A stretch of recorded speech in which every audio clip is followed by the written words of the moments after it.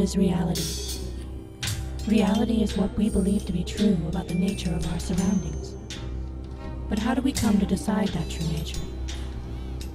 Do we conceive it completely on our own? Or do other devices gently sway our thoughts onto a pre-decided path? This is the hard question we must all ask ourselves as free humans on this planet. New sculpts your reality.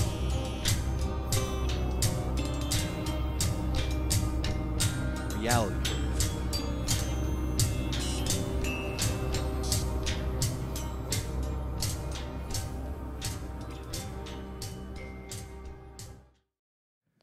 Hey, what's up there, Internet Land? It's Wednesday night. You know what time that means. It's time for fun. It's time for antics. It's time for chaos and mayhem and madness and despair and doom. It's time for Reality Brief. Welcome to the Exo Clown's personal rodeo. This week's episode brought to you by, of course, Nas Energy Drink. Not officially yet, but we're working on it. The Elf's Pipes, Elfco, maker of some of the finest glassware in the land. Definitely check it out. And Dark Disc Records. Yes, Dark Disc Records. You're going to have to go there and buy all the records. If you want cool stuff that nobody but you is cool enough to listen to, go to Dark Disc Records. Mm-hmm. All right, so, man, we've got some special guests, surprise guests tonight. Penny Bradley's going to be... Penny, you there? Hey, she's there. Check it out. We're going to go through the news for a little bit while we're waiting on Illeana to get on, and... They want to talk about something that I wasn't even aware was going on until last night, and that is people have been going around trying to copyright secret space program buzzwords and names of factions and alien species and whatnot. Now, hang on. If I were the lawyer for the Sphere Being Alliance and I found out that Corey Good was trying to copyright the name Sphere Being Alliance, you know, dude, we traveled 50,000 light years across the galaxy, came to Earth, went through the trouble of finding your primitive type zero asses, and you want to copyright our names? We're trying to teach you guys how the universe works, and you want to get into bickering over copyright trolling? Really, bro? Man, it's just... Love and light, bro. Love and light. Seems more symptomatic of... All right, well... That's not capitalism, though. We're gonna hit deep into that in a little bit. But now, first up, we've got a little bit of news we want to talk about that's been popping up over the week, and we're gonna start off with this guy right here. So, spy cameras could soon know what we're thinking and feeling simply by scanning our bodies, and there may be no way to opt out. Man, you know, we were talking about this because this tech has been creeping out for a while now. We've been talking about this, and it's freaking scary, man, because, like, they're going to get this all hooked into Facebook, and you're going to walk by someone's phone, and it's going to read your thoughts, because they got the thought-reading tech now where you can think and type. Yeah, the thought type. Yeah, man, it's just... So let's see what they're saying here. The data we share with companies online has become a hot-button issue, but new technologies could soon be scanning us as we go about our day. That's the claim made by a neuroscientist who believes that devices in the real world will start gathering unprecedented levels of information about us, as if they don't already. I mean, for real. Your friggin' cell phone tracks everything about you. It really does. Even when it's off. And the only way to get out of that is to pull the battery out. And then most of the phones nowadays, they make it to where you can't even do that. And God knows with capacitor technology, would that even do anything?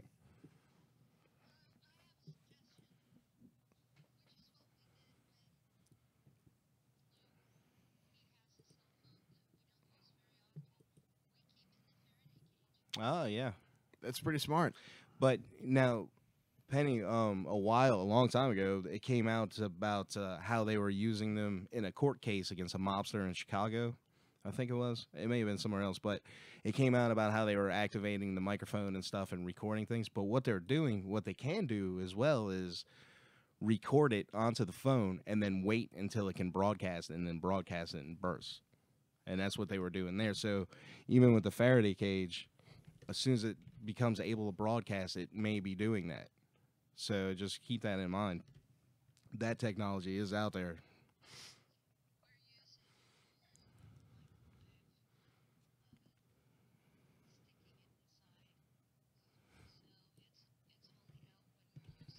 Right.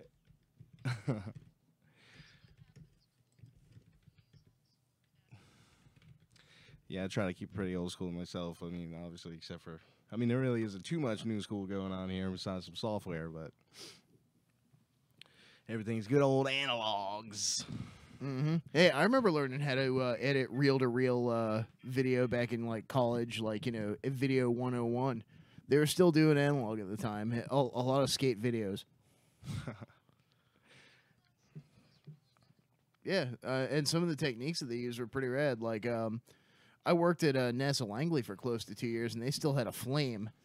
And a flame was this giant, like, Jetsons computer console-esque thing that was covered in all sorts of screens and esoteric lights and knobs and dials that I would never hope to understand.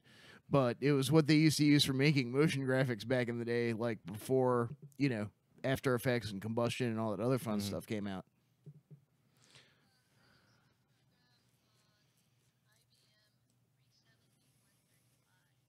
Wow.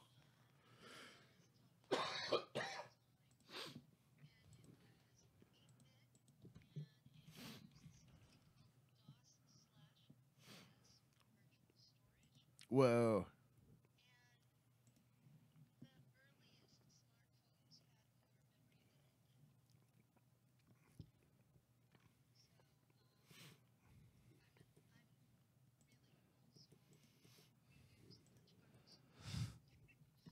Wow, that blows my mind, man.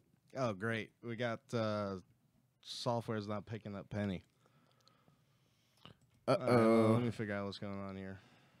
Uh-oh. All right, yeah, we got a problem. Yeah, Penny, your audio is not going out, so we're going to try and fix that real quick. We are suffering technical difficulties. Technological difficulties.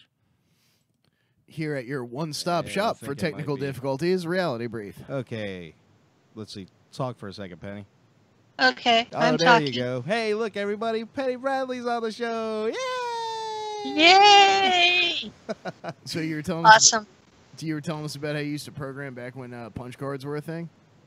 Yeah, my first job out of college was I was a computer programmer for Tulare County, California, and we had an IBM 370 135, which was very top of the line then, and it used 8-bit and punch cards, and it was really interesting. So yeah, I get impressed by little things online now. Wow, that is really cool. So the article goes on and says, our bodies give off various signals that can be scanned and analyzed by advanced computer systems, revealing everything from our current mood to our overall health. In a similar way to wearable gadgets already available, future devices could be set up throughout public spaces to harvest this valuable biodata. Because they are part of our surrounding environment, there will be no way for us to opt out or ditch the technology, and new regulations will be needed, she warns. Now, it seems like you could probably block it somehow, I'm sure. There's always an answer. And, and then there's always an answer for the answer, so it's a never-ending cycle. You could come out like, you remember that episode of It's Always Sunny in Philadelphia, where Charlie was dressed up as the Green Man, and just his whole body was covered in the green stuff, like the green screen material? Yes. Yeah, you could do that. He was on lots of LSD, I think. I would recommend wrapping yourself in something metallic. There are metallic mesh fabrics that block EMF. I don't know if they would block the heat readings, but it would certainly slow them down. A lot of the people in the targeted individuals and SSP communities are using those kind of fabrics already because we're subjected to being shot with dews.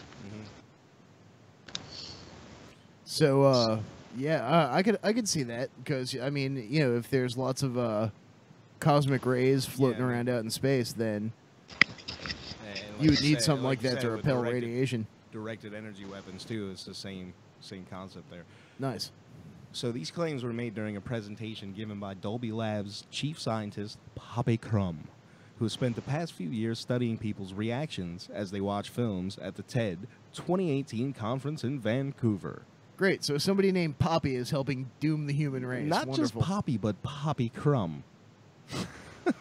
Using thermal imaging cameras, mind reading, electroencephalogram, EEG caps, heart rate monitors, and skin response sensors, she can watch how volunteers' bodies and minds respond to what they watch on the screen. And it's a small step to imagine these techniques making the move to the real world in the near future. Yep, it's coming. You know, we've been talking about this kind of shit for a long time, man. I've been yelling about cell phones since they came out. I mean, it's just going to happen. I mean, That we're is just going to true. have to get used to it. This guy does rant about cell phones a lot. We're just going to have to get used to the fact that people would rather be a goddamn robot. I don't know. I'm frustrated with it too. The part that I discussed when nobody could hear me was that my live-in has a cell phone that we keep in an old microwave oven so that it can't call home when we're not using it. E.T. called So home. an old microwave will do that? That's a Faraday cage? I mean, it's An old shielded. microwave is with all its shielding is a perfect Faraday cage. Wow, I mean, that's kind of it's rad. shielded, so it makes sense. You have to know how the tech works.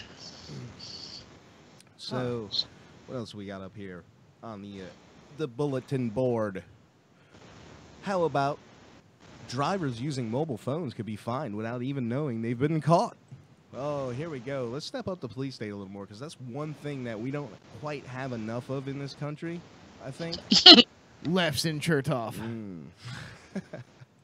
I mean, doesn't his name, like, translate to the devil in Russian or something like that? Something like that, yeah. Oh, Jesus. We're doomed.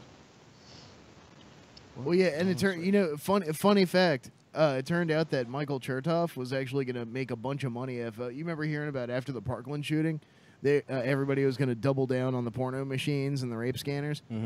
It turns out that Michael Chertoff, all of his stock value went up like the day after. Of course, man. Like, don't you? He was the guy with. Remember the underwear bomber? Yeah. All right. Remember how the scanners were in the airports like the next day, and they were like, "I was causing the underwear bomber." No, it was because of that dude. Yeah. Oh shit, dude. So new high-tech cameras that detect drivers using their mobile phones without them even knowing, and automatically issues fines, could soon change everything. It feels bad, man. Yeah.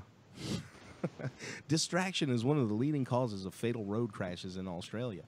But new high-tech in Australia, them Australians, man, they're leading the charge in police state, ain't What they? the fuck, Australia? Have they started taking knives there yet, too? These people live with everything. The fly will kill you in Australia. You know what I'm saying? A fly will kill you in Australia. And then, but for some Everything's reason, they poisonous. feel like they need to be protected by police. So, new high-tech cameras that detect drivers using their mobile phones without them even knowing they could soon change everything. A New South Wales police spokesman told news.com.au that officers currently use a variety of methods to detect drivers using their phones while driving. Line of sight by trained officers is the primary method of detection. Well, obviously, they see you using the phone. However, long-range cameras have been used with success, and helmet cameras in motorcycles. But that technology could soon be replaced by stationary cameras that automatically issue an infringement notice without the driver even realizing they've been sprung. Now, here in the States, we do have something similar for the red lights. We've got the red light cameras. We have them here in Virginia. I don't know if they're out there where you're at, Penny. Oh, yeah, we have. I live in a rural area, and we have, I think, 10 stoplights in the whole county, and every one of them has a camera on it.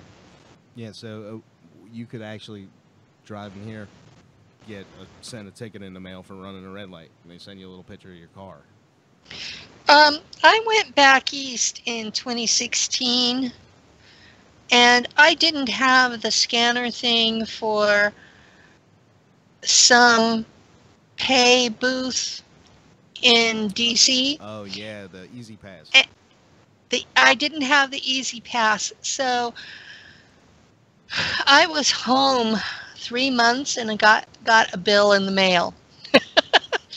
So they can pretty much track you however they want. Yeah, I've got stuck with one of them bills too. I mean, and the worst thing about that is, not to get off on a tangent here, but in Virginia, I'm not sure exactly how it's going in the rest of the country, but I'm sure it's pretty similar. What has happened is we've sold off the infrastructure to foreign corporations who are now putting these tolls in this Easy Pass system after we've already paid for these same damn roads. Yeah. Well, I know the Chinese military built the new Oakland Bay Bridge, and I don't live in that area, so I'm not sure where the toll money is going. But here, you pay first. If you can't pay, you don't go. Yeah, I mean, that's how it used to be around here, and you know, like I said, we've already paid for all these roads they're putting tolls on. It's ridiculous. It's really bad up there in D.C., like what you were just talking about. We have a few of them down here, but not like up there. Yeah. Right, so, what's this right to forgotten? Pretty soon they'll just have, you remember the swarm of killbots? They'll just dispatch a swarm of killbots that follows your car. And if you don't hand over enough quarters to pay the toll to the killbot. Tip your chef. Yeah. I know what the right to be forgotten is. That's in Europe. And in the EU, you have a right to be forgotten. So They will be. it's part of their right to privacy. And if you're accused of something and it's all over the media and you're proven innocent, then they have to go back and remove that from the internet. So what we've got here is an article from Bloomberg Technology. Wonderful source. Google has hit delete right after... Excuse me. Google has to hit delete after right to be forgotten turns to crime. UK judge. Hello. Google's effort to rein in the so-called right to be forgotten has taken a hit after UK and French judges said the reputation of businessmen tarnished by old news stories about improper conduct trumped the public's need to know. Hey, is that El chiming in? What was that? Was that Illeana? Yeah, that's me. Oh, hey. Hey, how's it Hi. going? Hey. Good. How are you guys? Great. We've got more friends now. Yay! Party time. Welcome. And They're going through the news first. Okay, yeah. Well, we were just doing that to kill time until everybody was on board. So now that you're on board, we can get right down to it. so, hey, everybody out there who's listening, if you're, to those who are new to Reality Brief, we might have some first-time listeners out there. We're joined by Penny Bradley and Illeana Ka. You guys want to, Yay! That's the first time I've been applauded. Oh. Oh my goodness. Well, I feel special now. so, ladies, now tell me about this copyright deal, because I really didn't even learn about it until yesterday. I had no idea what was even going on. That's how up to date I am on everything. So, what is going on? Well, I had been notified by an SSP Secret Space Program asset that Corey Good is using terminology that is borrowed from other people as well, and stuff that he's made up, of course, to understand what he was remembering.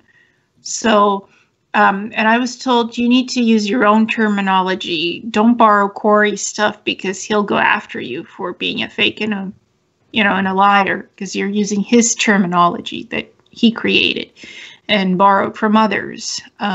as well.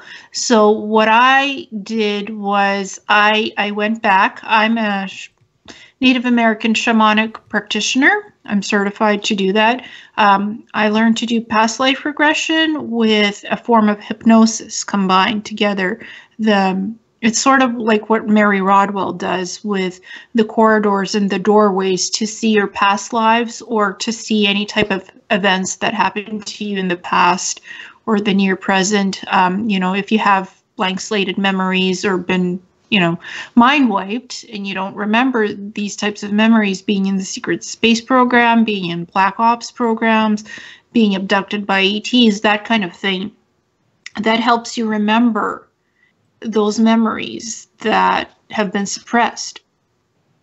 So basically what I ended up doing is going back and doing more regression sessions myself. It's a self-guided hypnosis meditation that I do. It's available for free on YouTube. I posted it there for anybody else who wants to try it out. So I've been, last 2 months, I've been going through sessions, my own sessions, and I have photographic memory. So I remember anything that happens in the hypnosis session.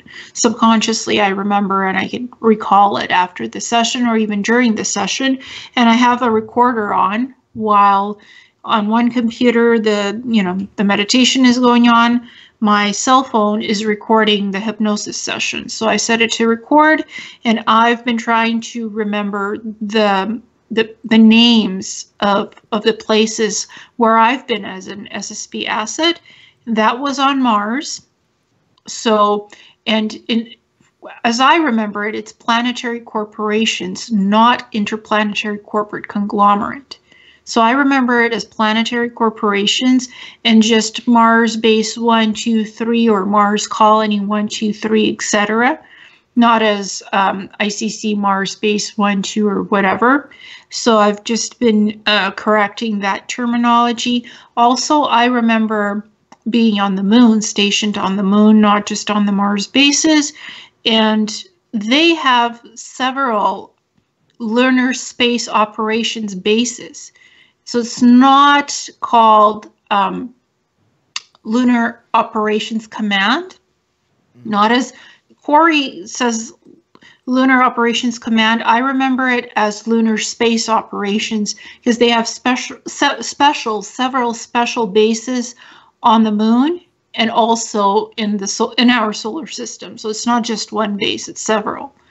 Also, I remember the Time Corporations, which is basically this corporation provides time travel technology to all the secret space program factions and groups.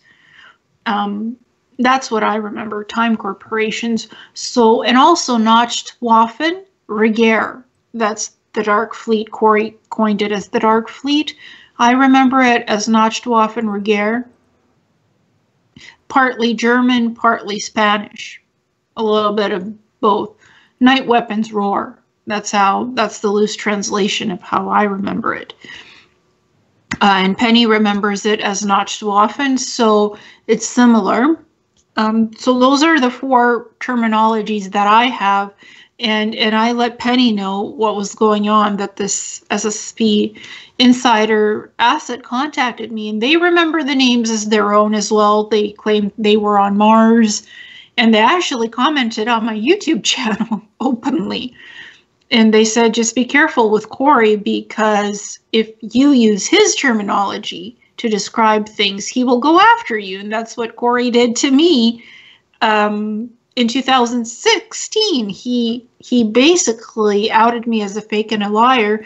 And also he's been, apparently I was notified a couple of months ago that he was sending private emails to other people saying that negative things about me, that I'm a fake and a liar, and that I was never in the secret space program, that he had vetted me 100%. So he was doing that still behind closed doors with other people saying bad things about me. So I had to actually reach out to 2 consultants. One is dealing with anti-cyberbullying, and the other one is prepping whistleblowers to come out. So they helped me to create some rebuttal information to counter Corey's doings in the background, wrongdoings against me. So they helped me out, and I created some videos and I explained things, my side of the story, and it's posted on my YouTube channel so people can go and have a look what the whole Corey story, what the Corey and Illeana story was. You can have a look at that, because Corey has blocked me from, I'm not allowed to send him emails, I'm not allowed to contact him on social media or Skype. He's blocked me anywhere, so I can't directly be in contact with him. So I had to send a message like, please cease and desist, because this is getting old. I don't want to be dealing with Corey about the SSP stuff. I don't want to be using Corey's terminology for it either, because I remember my own terminology for it through the hypnosis. I wanted to go back, make sure it was done right through the hypnosis. Oh, that Illeana just didn't make it all up in her head again, right? So I'm certified in the past life and hypnosis regression, combination hybridization of the shamanic one and the standard hypnosis like Mary Rodwell does with abductees and SSP contactees and assets, experiencers. So, and if people want to actually see how Mary Rodwell does it, they could go and see the new documentary Australian Skies 2, and they could see how Mary does it, and they could compare it with my own self-guided meditation for it and how I do it. I'm certified to do past life regression and a bit of hypnosis. So that's how I remembered all of my memories and these new acronyms, and also lunar space operations, that it has several bases. That's all new information that I just published on Messages from a Star Traveler Facebook page. So, and I sent that to Penny, and everybody in the SSP group saw that as well. Mhm. I've been reading. And it. then, yeah, you can go and read it. It's everywhere. It's like new disclosure. Well, after Illeana talked to the SSP admins chat room about it, we decided to put a post in the group and ask people what they remembered. And to be honest, we didn't get very many responses. We just got a lot of freaking out. Oh my God, somebody's actually trying to impose copyrights on this? Well, Yeah. Now has I've been going through and racking my brain because my memories didn't come with names. Okay? My memories came completely covered with emotions and physical responses and smells and tastes and the visuals and hearing people screaming. So I had to sort through all of that to find out, what am I remembering? And yes, I did tons and tons and tons of research. And because I couldn't remember names at that point, I used what was in the literature I was reading. Now, I ran across a video a couple of days ago, and I've given Don the link, and I hope he puts it in the description whenever that whenever this is uploaded. But I found where Richard Dolan and Bill Ryan have both decided that if we use copyrighted names, that we're fakes. now anybody can get a copyright on anything. Do either of you know, has Corey Good went after, or anybody, any Richard Dolan, have they went after anyone legally for copyright infringement of their words or whatever? No, they haven't. Not at this point, but they're discrediting people based on that. Mm-hmm. And to be honest, both sets are trying to play gatekeeper for information. Yeah, I'd agree with that, because I was recently contacted by an alternative media outlet to ask me to do some interviews possibly with them.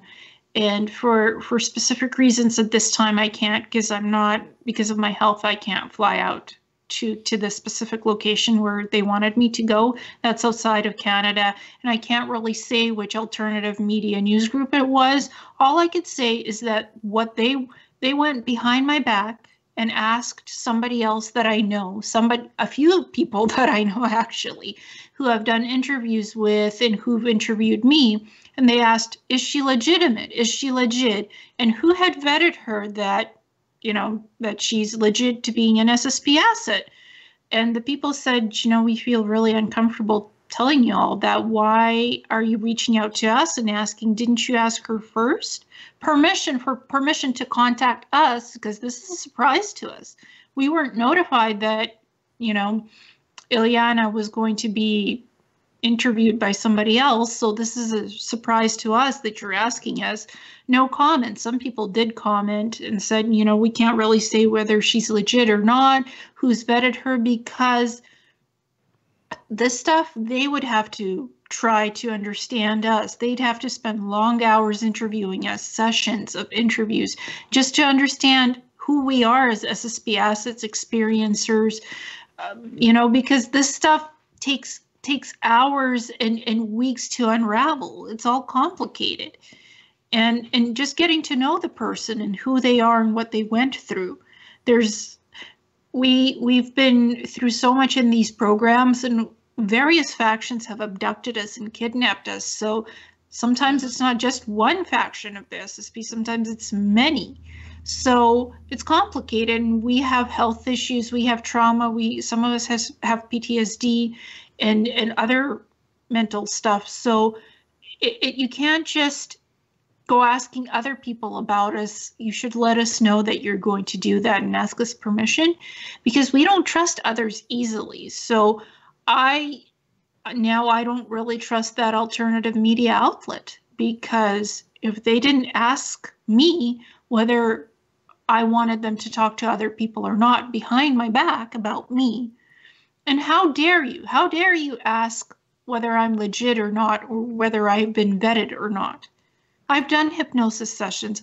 I'm a certified Native American shamanic practitioner. I have nothing to hide. I've spent like 4 years unraveling all of this, what happened to me on Mars, on the Mars orbital space station platforms, on the moon, being abducted by the reptilians, the Monarch program, the SSP factions, planetary corporations. So I've done my work, due diligence. I've done the hypnosis. I've done the regressions on myself.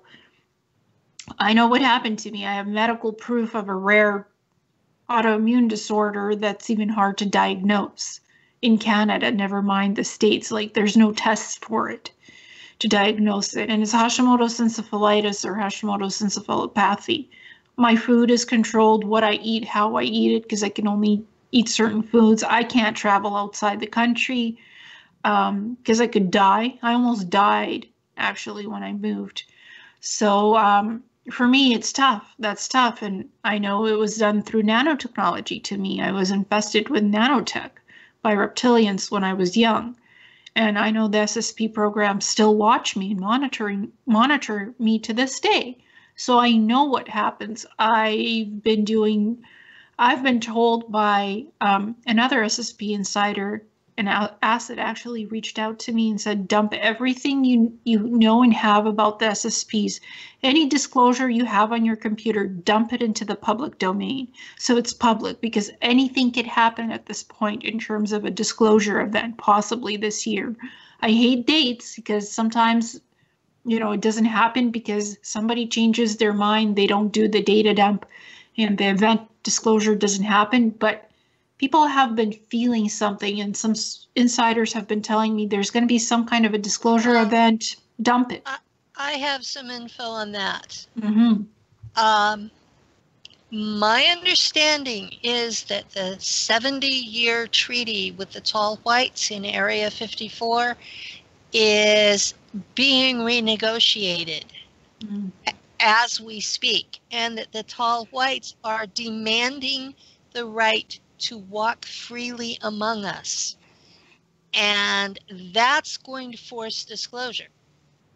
Oh, you're right on, Penny, because I do Right. believe that this is not a good idea for them or humanity, because I'm watching the racial situation already in America, and you're going to add an ET race to the mix, especially one that kills people that touch them. This is not a good situation. I'm going to tell you right now, if that was to happen, there would be a lot of people getting killed, because there's a lot of, I hate to say it any other way. I mean, I can't say it any other way. UFO cults that are running around worshiping aliens and stuff, and they see some tall whites come down in some ships. They're going to want to touch them. Yeah. Well, I've seen videos of humans at a beach that took selfies with baby dolphins to the point that they killed the baby dolphin. So I can understand why the tall whites would want to kill somebody that kept touching them. They don't have our immune system, and their wounds don't heal as quickly as ours. So a cut could easily become infected and kill them. Yeah, and actually, when I was taken a couple of years ago by the planetary corporations, as what Corey calls it, the ICC. It's just easier to say ICC just for now. But I was put in a meeting to try to negotiate a meeting between the ICC and some aliens that look like sharks. Actually, that looked like sharks, and they also wanted to walk among us freely. They didn't want to skulk around in the caves anymore, or underground, or in the ocean. Yeah. I think most people would probably freak out if they saw like real life street sharks. Yeah, like a hammerhead shark. Just imagine hammerhead. They look like hammerhead sharks, that species. So, and they were like, we're living here on Earth. We're living in your waters. We're living in inner Earth. We're living in caves. And we're tired of doing that. We want to be out in the open. And the ICC's like, no, you can't, because people would freak out if they saw you. You don't look human. The 7-Eleven I work at would probably hire one. Well, there are passable ETs that look humanoid enough to pass walking among us, and nobody would know, unless you have psychic abilities and you can sense them literally. That they're, something is different about their energy. You can I've sense run into people who they like are. that, and I see them a lot on TV. Like I'll see somebody on TV, and I'll be like, "Holy crap, they're Pleiadian, aren't they?" Yeah. Yeah, They're Procyon. the telepathy gives some of them away. Wow. Big time. You go along and you feel them reading you, and it's like, guys, we have boundaries here. Don't read me unless you ask permission. And they're like, oh. We have a lot of ETs in the human community. Mm-hmm. Most people are clueless about them. But you guys need to understand, the ones that look like us are generally the most dangerous. The ones that look really bizarre are generally really sweet guys. I know that's a terrible thought, but there's something about the human genome, no matter which race it is, we have violence issues. Yeah. We have greed. We have selfishness. We have this, oh my God, you look different. And some of them, do you know that some of the humanoid looking ones that are passable for ETs that are humanoid looking or hybrids, they wear these smart suits that look like clothing, actually. It can mimic clothing because there's nanotech interwoven into these smart suits. Mm-hmm. So the smart suit could create its own atmosphere. It could create its own, it has medical properties. It could heal you, provide you with nutrients. So these smart suits have electromagnetic fields around them and frequency. Mm-hmm. So if somebody comes near these humanoid-looking ETs and they're wearing this smart suit that mimics clothing, you'll feel very uncomfortable. The electromagnetic field will repulse you not to come near these people. Mm-hmm. So these smart suits do that, and you won't even feel the electromagnetic field because it's invisible. It's around the suit.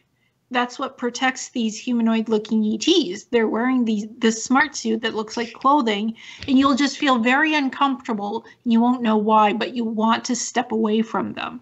And they could change the frequency of the electromagnetic field around the suit. So you could feel semi-uncomfortable, you could feel very uncomfortable, or you could be repulsed. Like literally, ugh, this is making me feel sick. Why can't I be around this person? It's because of that electromagnetic field around the smart suit technology that's being employed to keep this being safe while they're walking amongst us. Because they're in a different culture. They've been acclimated to us, but they still might be uncomfortable around us, so the suit protects them, and nobody will know that they're even wearing this suit. I don't blame them for wearing protection because we smell bad, we're violent, we're irrational, we're given to fits of rage for no logical reason. I'll take 2 out of 4. and that's how other races describe us to us. This is what I was told in Nachtwaffen, was that we're touchy, we smell bad, we want to touch everybody. We don't, where other races feel you telepathically, we feel you physically. And that's really disgusting to a lot of races out there. So the universe is not snuggly. Tough shit. well, people think that all these ETs are highly advanced. They're spiritual, but some of them are very physical as well. They feel things, they sense things. They have their own problems and issues in wars and whatnot. So they're not perfect either. And there's a lot of negative ones out there and some positive ones. And they're not all out to save our hide here on Earth. And they're not all here for our own best interest either. I don't think any of them are out there to save our hide. No. All of them have their own agenda. Mm-hmm. I haven't met any personally that I would call spiritually advanced. But the chickens. I still think they have an agenda. In one of the early things he talked about, Corey Good slipped up and said that they had a planet-sized ship out in the Oort cloud with everything they need for colonization. Where are they planning to colony? Oh, William Tompkins also said there's a sphere-like ship out there with 2,000 plus crew complement who can hold millions of us on that ship and basically colonize, take us off planet. William Tompkins said something similar. Oh, and Corey Good has been caught in a little slip-up lately. Wardrobe malfunction, anybody? So Corey has teamed up with Gerald O'Donnell, who's a remote viewer. And Corey said that in 1993, he purchased the remote viewing set from Gerald O'Donnell's website. And Gerald O'Donnell did not have any online content and a website until 1997. So not sure where Corey got his online content, because even the internet, we barely had access to the internet and computers in 1993 to go on the internet. It was DOS-like systems.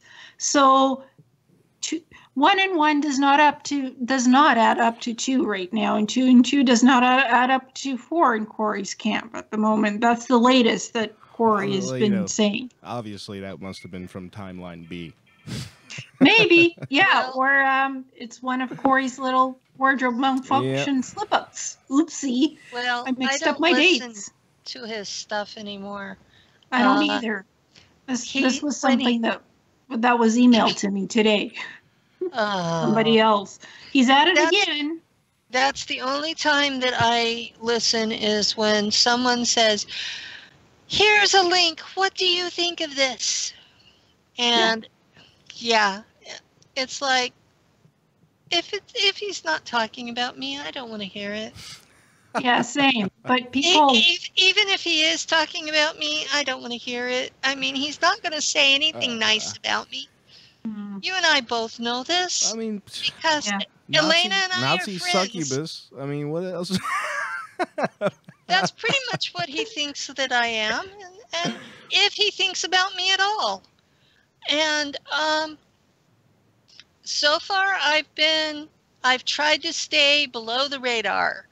I've managed to make probably 3 enemies that I really would have preferred to have not made as enemies, but you know, it works that way. When you pop up and you have information that other people don't, they either try to take advantage of you or they try to shut you down. Mm-hmm. And that's what's happening to us. They've decided that shutting us down isn't going to work. And to be honest, I'm really thankful for Reality Brief because you two guys have been so cool. It's unreal. We're glad to be of service. Exactly. And I feel like these alternative news media sources that do live streaming of, you know, recorded stuff or live streaming of shows about the secret space programs, healing spirituality, they're now trying to create new shows featuring secret space program insiders, assets, and super soldiers. But the thing is, do they actually watch any of the shows that they pre-program? Do they sit in on these shows and actually figure out who these people are that they're interviewing for these long segmented shows, like for a year or 2 years, or even 5 segments? Do they know who they've interviewed in the past that have talked about the secret space programs, healing, spirituality? You have to know the people already before you contact them. What's their bio? And like the media outlet that contacted me, the people they've talked about me said she's an enigma of some sort. It's hard to get a read on her. Yeah, it's hard to get a read on me because you didn't really ask me about me. You only spent an hour or something with me. You didn't really get to know me. And you were peppering me with so many questions that I was trying to answer. You didn't get to the half of the things that could help you figure out who are SSB assets, insiders, who are super soldiers. There's a difference. Sometimes there's a difference between an SSB asset and a super soldier. Huge difference. Yes. Huge. We're augmented in different ways. We have different psychic abilities. We do different mission parameters because SSB assets sometimes are out in the field. Sometimes they're not. They're behind closed doors and desks on bases and space platforms. And the super soldiers are out there on the wars, the very difficult missions. So there's huge differences. Well, I kind of overlapped because I was mostly in a plane and then I was in a ship. But on the ship, I was behind a computer screen. Mm-hmm. In the plane, I was behind a computer screen. But once in a while, I was taken out of the ship and told, oh, you need to go capture this mantid here or this raptor because we want to interrogate them. And that, all I can say about that is Mars spiders are fast. Yeah. Well, a lot of creatures on Mars are fast because you have the natives that are still there on Mars, the Mars native original colonists of Mars. And then you have reptilians, you have mantids, you have spider species, you have different ETs on Mars. It's not just, and we have us, the humans on Mars, trying to take over Mars. I think the mantids freak me out the most. And we had Draco there because I know my commander answered directly to a white Draco. Mm. And what I remember is that there was reptilian human hybrids working with the total human personnel on the Mars bases, from the at least the bases that are planetary conglomerate owned corporations. Those are the bases that, for some reason, reptilian human hybrids work on, along with the human personnel. So Corey calls it interplanetary corporate conglomerate. I call it the planetary corporations because they have their sticky fingers in a lot of different businesses on Earth, on Mars, and other assets off, in other planets in our solar system. That's why I call them the planetary corporations. That's what came through in the hypnosis, in the recent hypnosis sessions I've been doing. So, and I had to be honest, look, guys, I'm not going to call it interplanetary corporate conglomerate anymore. That's Corey's, wording, not mine. What's it really called? Like, do they really have a banner that they actually fly under? Or? I don't think they Yeah, do. they have their own banner for sure. And I actually did a patch of that, what it looks like. Yeah, she did. It has stars, it has a crown, it has the upside down triangles, and it has wings. Yeah, I saw that. And the lightning bolts. So it has a lot of esoteric stuff that they combine to it. It looks sort of military because it is military-like the way they run these bases. It's based on military regime. Well, You sleep, you eat, you do the work again. I think everything in the space programs, all of them are military-based. Mm-hmm. And even the ones that are not actually military, like the planetary conglomerates, are still run on a military model. And mind control is ubiquitous. Yes. In Nachtwaffen, you are chipped into either the colony computer or the ship's computer if you're on a ship. You are not a free agent. You cannot make decisions on your own. You are constantly chipped into the computer, and some of your memories are in that computer rather than your own head. You guys okay? Yeah, excuse me. Yeah, I just a little bit of drink went down the wrong pipe. I'm sorry. It's okay. But when you get there, some of the programs, you have more augments than actual humanity. And I know I have alters that are in Kruger because I wake up in them, and those personalities are in cloned bodies, and those clones are so augmented that they look more like Borg than humans. Well, from my aspect of being an SSB asset on the planetary corporations, or, as the other term goes, ICC, because it's shorter to say, I was given Neuralink implants in my brain that were semi-etheric and semi-physical, and they had triangular type of organic triangles or stuff in my head, and also interwoven into the neurons of my brain, gold fibers of some sort, like small fibers that interwove with the neurons and axons throughout the whole part of my brain, all of my brain. It sounds like wired reflexes from Shadowrun. Well, I don't know what that is, but probably. They augment your brain so your neurons fire faster and your reflexes move faster and you're more effective in combat.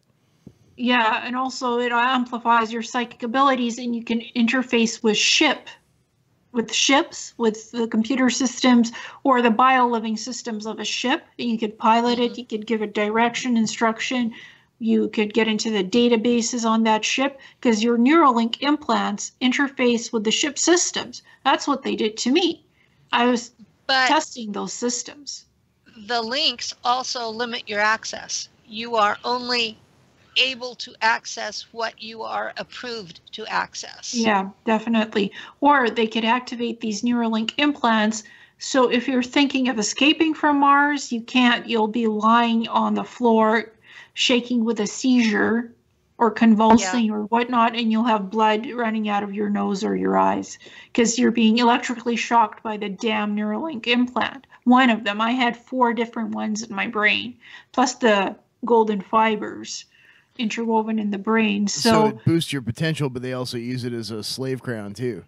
Yes, they do, absolutely. Yeah, you don't want to be shaking from an epileptic seizure or convulsing in other seizures, because there's different types of seizures they could give you with electric shock, internal electric shock from the implant in your brain. Because I had several different ones, they could do different things to make me breathe in pain, literally breathe from pain of different sort. In Nachtwaffen on a ship, if you end up in that situation often enough, your commander will shove you out an airlock. Yep, or shove your head down a smart toilet and try to drown you as many times as they can. That was one of the running jokes on Mars bases. We'll stick you out an airlock, or we'll stick your head in the smart toilet and drown you. And my finger, my right hand finger, it could make this motion like it's broken and looks like a pistol. I'm firing a pistol with my hand. So I have memories of my hands being broken, joints and stuff, then being stuck in a regeneration tank to heal, because they break you up and put you back together through pain, through desensitizing you to pain so you can withstand as much pain as you can and still function in these programs. You're basically immune to the pain. You still feel it, but you really don't feel it at the same time. You're immune to it. I learned to disassociate from it like it was happening to somebody else. Yeah. And I can function through almost anything. But that comes from years of torture. And I'm going to just call it what it is. It's torture. They drown you, they shoot you, they electrocute you, for me, they nailed me inside a wall. They rape us all, and in every way that they can think of. And some of them take delight in finding the most painful things they can do to you. And they do it over and over and over until you no longer respond. And then they move on to the next torture. And this is what they have done to every single one of us. And if Dr. Greer is right, and we're just mind tortured, that's bad enough. That's bad enough that every person who hears these videos should contact their Congress critter and demand that something be done about this. Or whatever system of government you have in your country. Every one of us should contact the government and say, this has to be stopped. I know they did the church commission in the 1970s. Yeah, the House, the whole House activity on or Committee on Un-American Activities, or what was it, HUAC, House Un-American Activities Committee? I thought it was the Church Senate Committee, and it was designed to investigate, pardon my cussing, but what the hell the CIA was doing. Right. Okay, I know what you're talking about. Because they were completely out of control. And basically the Church Commission told the CIA, you need to stop this shit. So instead of it being a semi-unclassified program that people knew about, they changed the name and went underground with it. They never stopped. They've been doing this crap since at least 1953. And as the CIA, and they may have been doing it longer with the Office of Strategic Services, which is what they had before. Well, surprise, surprise. I've been in communication with Rochelle Standardforth, who's an Australian SSP asset and experiencer, and she'd started to have weird memories when she was 6 of Alice in Wonderland. She's like, what's Alice in Wonderland? And then she started watching time travel documentaries and stuff. She's like, I was taken by one of the programs in to do time travel and teleportation experiments. And I said to her, well, I have memories of a woman who's blonde, who's almost 5'9", with long blonde hair, beautiful elongated pixie face, fairy-like. And she's like, that's how I look like, and I'm almost 5'9". And I said, well, I have memories of a woman playing the piano in the United States Naval Observatory and opening these Clockworks time travel portal technologies beside the piano on the glass wall. So she did some hypnosis sessions with the self-guided meditation, and she's starting to remember bits and pieces of various time travel experiments that she was put in. And I have memories of her and me at the Naval Observatory in D.C., Washington, D.C., doing the Tesseract project, where we would open time travel portals and also teleportation portals and travel. That was called the Tesseract project.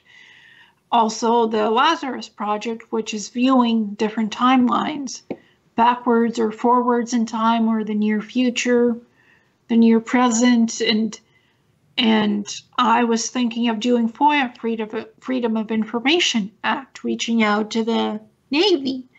And then I thought to myself, boy, if I do that, the men in black will probably show up to take me. And I thought twice about doing that. I haven't done a Freedom of Information Act request for my records either. I figured I've been shot enough times already. Yeah. I had a whole year break, and I got shot again April 3rd with a DEW, and I'm just now getting to where my back doesn't feel like it's on fire. So, yeah, this isn't fun. No. I would not be. I was shot 3 times before I came forward, and I came forward because I figured they were going to kill me, and I needed to tell why they were trying to. And I've been recently contacted by someone claiming to be an NSA agent, and she said that going public was probably the smartest thing I've ever done. Yeah, and you showed me that correspondence, actually. I did. So I looked at this woman, and there's definitely something very interesting about her. So you and I talk quite a bit, and I talk with Rochelle and other people in our community, in our SSP communities. So these things that I was shot at as well by a laser beam from what looked like a TR-3B or a TR-6 or a TR-8, possibly. And then it zipped away, but I was holding my cell phone in my hand, and I accidentally took some pictures of this thing, the beam hitting me in the eyes from the rooftop through the window, and when the craft materialized, and then it dematerialized. So I have 3 sets of pictures that I've published and put out in the public domain on YouTube. That's far because out. I was remote viewing somebody who was... it's really unusual to get photographic evidence during, and I'm really majorly impressed because those photos were just perfect. But it was an accident. I wasn't aiming and like, oh, this thing is hovering above me. I was being shot in the eyes with a laser beam from the craft. It was hovering above the rooftop. I guess for some reason, I was so pissed off because I was halfway blind in one eye. I stuck out my phone up top and I click, click, click 3 times. And it was just a dumb luck. It was just dumb luck that these pictures are on my phone, and people are like, yeah, she's probably making that up, as usual. But no, dumb luck and me being pissed off that this thing was shooting me in the eyes, halfway blind in one eye for like 5 hours. And this was at 2 or 3 in the morning. So night sky, crystal clear, no stars, nothing. Everybody asleep. I was recently approached by a man who wants to do a Gaia type station. He's not with them. He's I would say he's more classically conservative. And he wanted proof that it was government related because he thinks it's all ET related. Fantastic. At Proof this point, what's the again. difference? Yeah, that's the difference. That's a good They're point, so Dan. intermingled. The ETs control us. We control some ETs. We're all one big, huge, dysfunctional, not a happy family here. Yeah, it's like Yeah, the revolving door between industry and state. Yeah, and ETs. Exactly. Except that he didn't want to believe that the government was involved. That Well, that's just his naive. That really is naive. and I was just like in shock. And you know, to think that this is all just ETs is naive, and to think that any government has its people's best interest at heart is beyond naive. Well, newsflash, half of the government systems all over the world, they're ET human hybrids in government. So you can tell the difference whether they're fully human or an ET human hybrid. I can tell the because- difference. Well, they look How human. can you tell the difference? I want to know this. Yeah, we want to know how you can tell the difference. Yeah, you tell the difference. I can sense them. You know, I know the bushes are lizards. You can't convince me they're not. Sean Well, Hannity, Glenn Beck, you can't convince me that they are not reptilians. Well, I could sense that Obama is some type of a form of demon class ET human hybrid. Not a demon per se, just a dude with cloven hooves and some small horns, and that he can transform halfway from cloven hooves, Well, demon And, class and ET here to I kept human. hearing he was Akhenaten. well, That's not what I was sensing. The only thing I'm hearing is roll for initiative. I know, right? Well, hey, Don and I have done some psychic experiments before too, and there was a time, maybe about a month and some change ago, and it was under some extraordinary circumstances. But we were playing this game where one of us would think of an element, like fire, water, and then from there we expanded out to weather systems or deserts or different biomes, and we were playing guess the element. And under the circumstances that we were in, it was an amazingly high guess rate. Awesome. So, I think that, who knows? I think that just the years that we spent studying various forms of magic and, developing our own intuition, our own abilities, Well, I've got a couple makes questions. Okay. First, though, I want to say that my name for the ICC is going to be Greedy Space Bastards. So keep that in mind. If you say it, Yes. you're going to owe me $5. $4.99. Oh, geez. Space All right, Bastards, but okay. no, on I'll a serious, know not to say that one. Greedy space bastards. Avaricious void robber barons. ching. All right, so on a serious note, though, I've been This- calling him the MIC, the Military Industrial Complex, because that's who they are. Yeah, I mean that's what I was led to believe. So, but Corey's been calling it the MIC as well, so maybe we Well, can all that- agree on that's- that one. That's what Eisenhower called them. Yeah. So that's beyond the statutory limit for copyright. this whole thing is just ridiculous. All right, so now this media company that contacted you, and you said they had contacted other people to ask about you. Now, what type of people were they contacting? Was this like family members, friends, or was it people who had done interviews with you? Yeah, so what they did was they combed through my YouTube channel and watched a few of my interviews.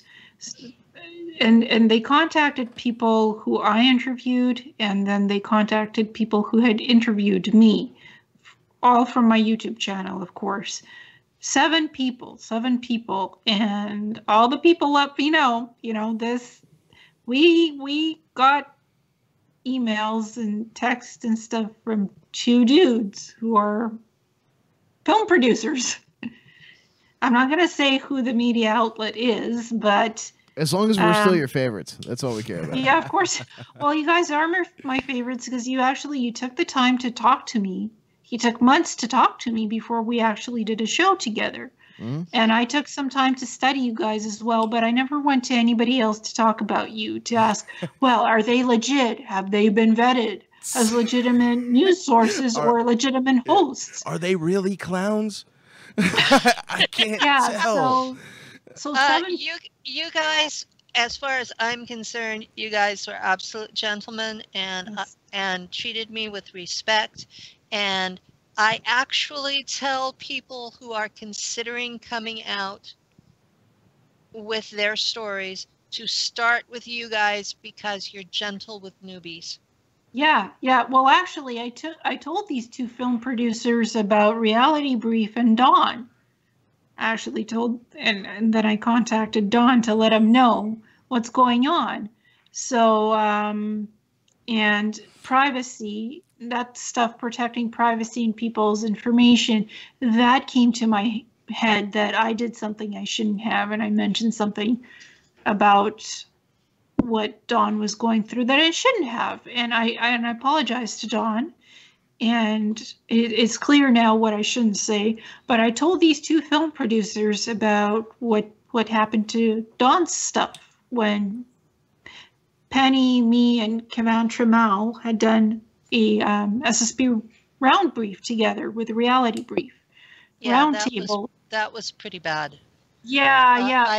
I really felt guilty about what happened to everybody. Oh, don't, Penny. It's just the usual standard. These things happen. We come with a warning label. So I told these two film producers that I come with a warning label, and so do other SSP assets. Be careful what happens around you or to you.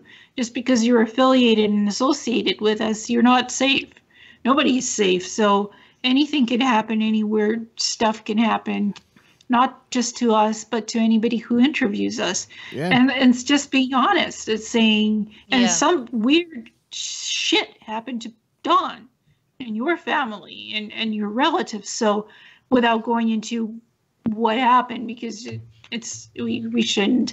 But the thing is, anything can happen, and these guys were like, oh yeah, she's like way weird and out there. Oh my Lord, what have we? Well, Dawn's story is Dawn's story to tell, and I'm thankful that Dawn still speaks to both of us. Yeah, it wasn't that big of a deal. It really wasn't. But still, I shouldn't have. I worked in a research facility. I should know better. We have privacy rights, and we're not supposed to talk about other people. I just want to say that they did not contact me, and I think probably knowing, because I see, guys, I hold the secrets. I know what news outlet it was. But anyway, if they spent 2 seconds watching any of our stuff, they would have been like, these guys don't like us very much. Well, they wanted me to fly out to the U.S., to one of our favorite places, to one of where the favorite SSP whistleblower just moved to recently. Hint, hint. No, one of not the saying most no names or nothing. yeah. One of the most expensive states out there. You're gliding that edge, hon. I know, I'm gliding that edge. It's what I do best here. My Elvis, funniest Elvis impression ever. But anyway, they wanted me to fly out there, and that kind of an environment is similar to Kelowna, where it's a desert climate where I lived, and I'm like, I wouldn't last a day out there. So I said, I can't come to you guys. And they're like, well, maybe we can come to you or something, but that's pretty expensive to travel out there for 5 episodes of a show. And they were like, hemming and howing, and I was like, Well, if they really wanted it, they would come to you. It's not that big of a deal to go to you, especially with the money that this particular place has. Yeah, true. That's true enough. And I said, well, if you want to interview me, I could do digital. I could be like, I could sit in a clean environment and not have anything behind me. It's not that bad in my little office space right now. They have a lot of hosting stuff and live streaming. I'm sure they could have zapped me in through digital, like what we're doing now, and in another program or something. But they said, no, we don't do that. It has to be in-person shooting. You have to be in a professional studio and whatnot. We don't do digital stuff, digital interviews. It's all in studio Their editing loss. and Right. yeah, I guess their loss. I really Exactly. I like to control. They have not contacted me. If they do, I will tell them, why don't you ask her yourself? Yes, ask us about us. I've known you almost 2 years now. Yeah, you have. Because we admin a group together where the admins actually talk together. We have this bizarro rule that it takes two admins to ban somebody, so we have to talk. Yeah, and we're a close-knit family of SSP people who talk to each other on a regular basis. And you know what? Anytime somebody comes sniffing around our community, we'll be notified. One or the other notifies each other. Well, that's just how we are. We don't. And I told Penny about who contacted me. I told Dawn and a few other SSP assets, so they're now aware of who's coming around asking questions. I'm not going to be holding. What they said about was their motivation. So yeah, I actually have a photographic memory, so ADAtic memory, and I posted all the questions they asked me. I posted on my Facebook page messages from a star traveler and my impressions of how that phone interview was going. And they kept asking this question. I could hear it in her voice. I could hear it in her voice several times. And I emailed them actually and said, what did you hear in my voice? I actually want to know. What disclosure event do you know about that's going to happen? Who are your insiders that are telling you all this stuff? Why are you interested in my Mars basis presentations? What presentations exactly in interviews are you interested in from my own show? What got you interested in me? So far, not one answer has been given to me. And they grilled me to talk about myself, my medical records, who and what I am. And they asked me, will you provide your own medical records to us to prove any of this? No, I won't, because you went behind my back trying to dig stuff on me. Not this time. You want something from me? You want to know about me? Ask me personally. If you want to ask people about me, that's fine, but notify me that you're going to be asking these people, and notify those people too why you're contacting them. So they're like, this is out of the blue. Why are they asking about her? Oh my God, what's going on here? I don't need that. Those people don't need that either. So just communication, more open communication would be good. Why you want to know about us? What do you want to know about us? They're like, we don't need cloak and dagger here, especially from alternative media sources who have a lot of money to spend to interview people. You want something? Come to us. Ask Penny, ask Dawn, ask anybody. Just let us know you're going to be asking people and who it is. Yeah, that seems pretty reasonable. Yeah. So there's no shock, because some people were not happy that these guys reached out to them. They were not happy campers. So it's my privacy too. If I don't want you talking to somebody about me, I have the right to say no to you. Yeah, I mean, if they would have contacted me, I would have told them to eat something you're not supposed to eat. Oh, God. I love that one. Yeah, I love it too. Now that they've done this, we're a bit on guard, and we're a bit suspicious. We are all suspicious in this community. It's hard for us to trust people, and we are suspicious of other people's motives. Let's put it this way. With good reason. We've all been kidnapped repeatedly. We've all been mind fractured. We all have altars that pop up that we have no idea what these other altars are doing. We all have family members who tell us we're nuts. We all have neighbors who look at us like we're weird. We have people who watch our videos and think they know us personally. because I have them contact me in Facebook chat because they have no other way to get a hold of me. Mhm. I've had people on my wall, people who were supposedly friends, tell me that I was a soulless clone because Augatellas put it in a video that all the SSPers were. Yeah, Don. You can't troll people with that, Don. I'm sorry. I'll stop it.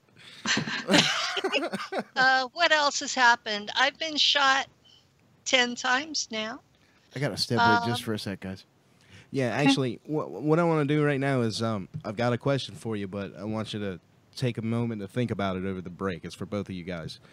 Okay. We're going to take a quick break here, stretch your legs and whatnot.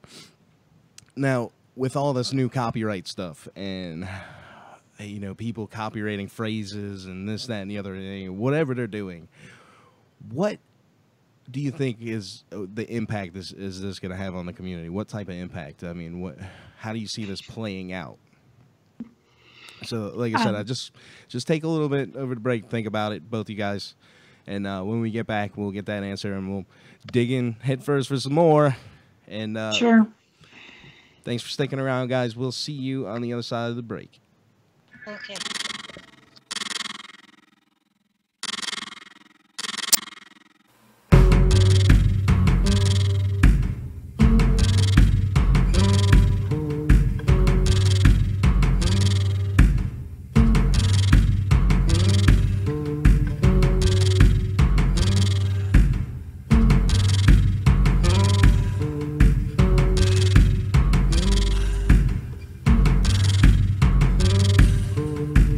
Saturn, virgin mother of virtue, villainous animals will seek out and hurt you, distort you and twist you and misrepresent you. Your elegant innocence has transformed you into a definite target of manipulations and greedy ravagings of launder your purity, spoil your seed, shadow you under scrutiny, or hide you entirely from consensus reality.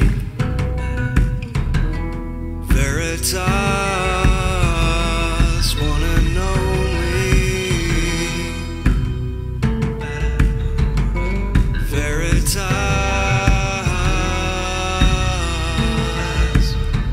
our own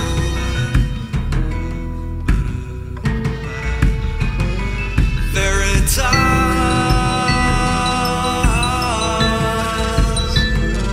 We will find you.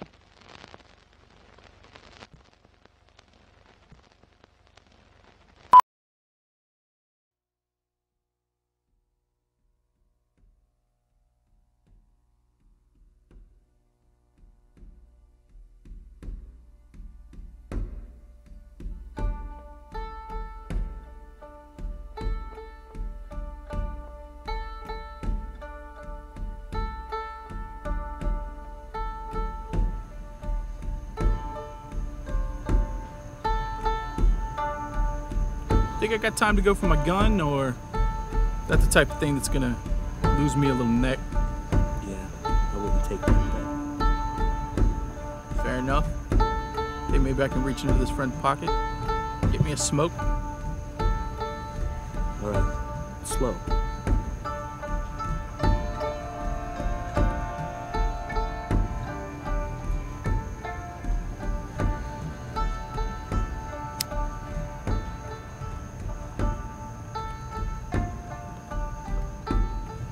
The man's about to draw his last breath. You think you could oblige in a little chit-chat? No, this thing's will kill you. And his blade won't.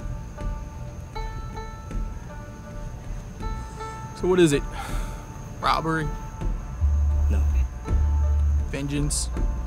Yeah, that's the one. Oh, that's cute. What are you on a quest? You a man on a mission? I'm looking for a killer. We all killers here. I'm looking for her killer. Yeah. I think you know who I'm trying to find. Maybe he's up on this blade. We can talk like civilized folk.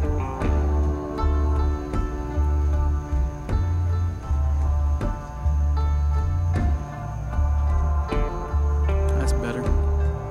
So, you looking for Lyle? Take it, Lyle.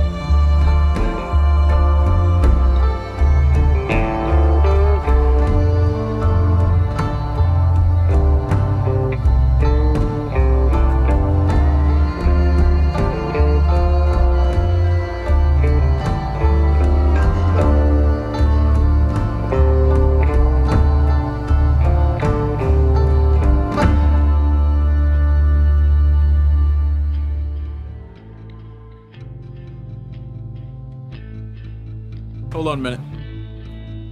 What's your hurry? You told me this was Lyle's place. I suggest you get your hand off. Might not like what you find in there. Better think this through, boy. Think it through. That's all I've been thinking about for years now.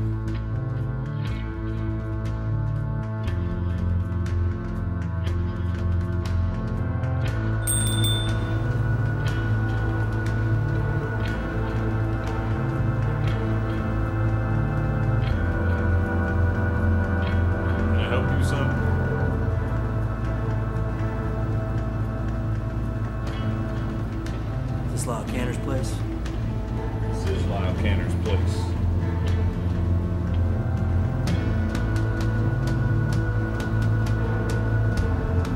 Yeah. I think you can help me.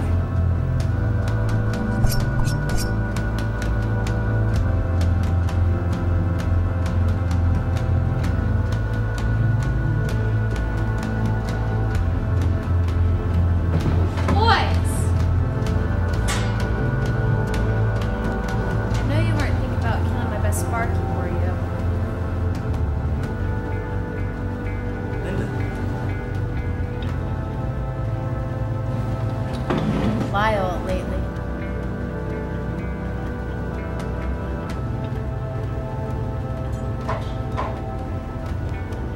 I've always been the outlaw, darling. You should have known. So, all this time? Yep, all this time. I came here to kill Lyle Cantor. You found him.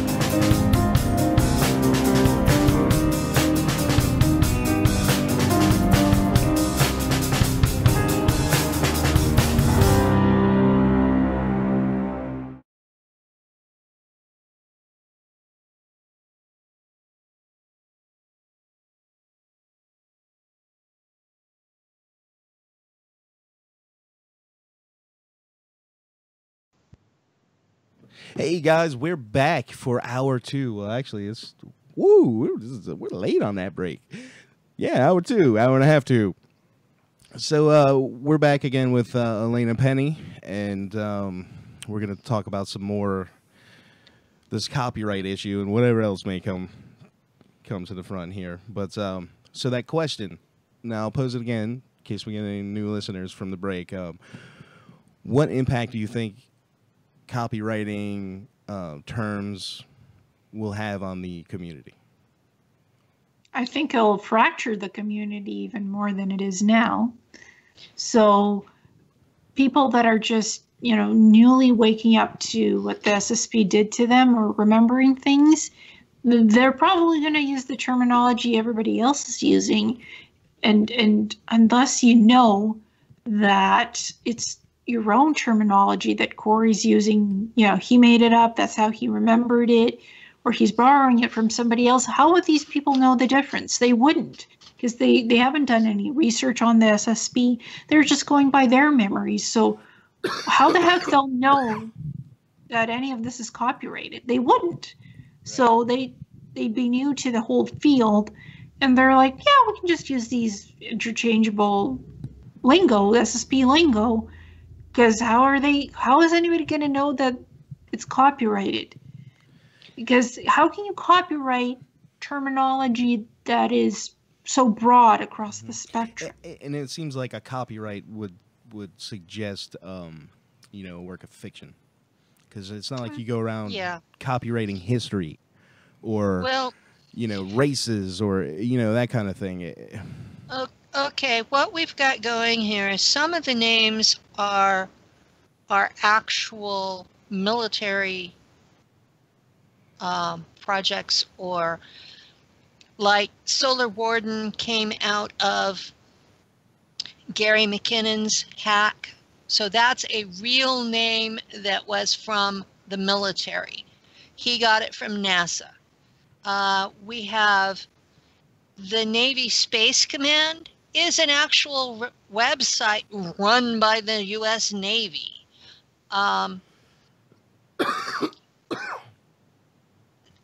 The Space Marines and Mars Defense Force were both from Sergeant K. Sergeant K. Is this related to an Agent K? Because I just found a page. Well, no, that's Randy Kramer, isn't it? Randy Kramer, That's Randy Kramer. Hybridsrising.com? Yes. So we've got those two have been used by him as a supposedly representative of that agency. So that would not be his copyright, that would be the military's copyright. Right, but it just strikes me as funny that the military would copyright anything like that. I mean, they're not selling their squadron. Well, at the same time, they don't want somebody fake bringing it up and using it separately. I guess I could see that. And there's Corey Good as well. Well, I hadn't gotten to him yet. Yeah. Michael Ralph is one of the first who came out with his actual testimony. And he used the term Mars Force for the American soldiers who were on Mars fighting in the Mars War. And in fact, Stephanie Ralph is pretty angry with Corey Good for plagiarizing her husband's story. That's one of the subtexts for all of this. So they did like Illeana is doing, and they were using regression hypnosis to find out what had happened to him, why he was so traumatized. And so that's where they got the details of his story. So does that mean nobody else has experienced the same thing? No, it just means that they went to a lot of effort to come up with his story, and for somebody else to plagiarize it is, in my opinion, bullshit. Okay? Yeah. So Now- now did Corey Good take this guy's account like word for word? Like he pretended he was this guy? No, he took the gist of it and applied it to his own memories. Yeah. I mean, Corey's borrowed. I've found out two things that Corey has borrowed. Okay, so he calls it Lunar Operations Command, LOC, right? The supposed swastika styled old military German base that the LOC was built on top of that. Well, I have a different memory. So what I remember is the Lunar Space Operation base, the main one, on the largest one on the moon, that it was these circular round domes connected with these corridors together. A few of these domed buildings, grayish white, connected with the corridors to each building. That's what I remember, and it was not built on an old German swastika-shaped base. It was built originally, the Lunar Space Operations. They built it on their own. That's their own base. It was not on an old German base built on top of it. So, and I don't remember it as, I've been using the term LOC, Lunar Operations Command, but through the hypnosis I found out it's Lunar Space Operations because they have various bases on the moon and as well on other planets in our solar system that are associated with the main base on the moon. So, and do you know where Corey likely got his idea that the LOC was built out on the swastika German base? Iron Sky. Iron Skies, Yeah, I was yeah, just the gonna movie say Iron Skies. And that's what popped up when I was looking for LSP, Lunar Space Operations, for what the approximate image for what the circular dome buildings look like. And the swastika thing came up in Iron Skies. So I watched Iron Skies, and it's pretty cheesy. But voila, there's an advanced German base on the moon. Swastika style. Wait, you guys are Nazis.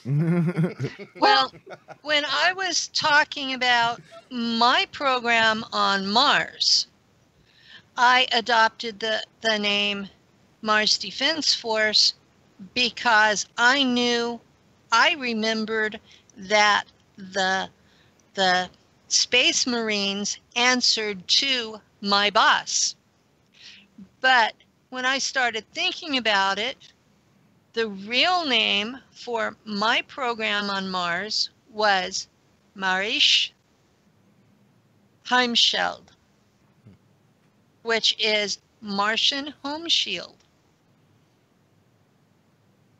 So that's what the German colony's military force on Mars was called. Yeah. And for me, I always used to use ICC, Interplanetary Corporate Conglomerate. It does resonate. That name actually resonates with me closely. But the thing is, from what I remember, it's called Planetary Corporations and Mars Base 1, 2, 3, and onwards. I was on 11 Mars bases. And I had labeled them on the maps for their locations as ICC Mars Base 1, 2, 3. And I can't redo that, any of that. I'm not going to go back and redo any of that.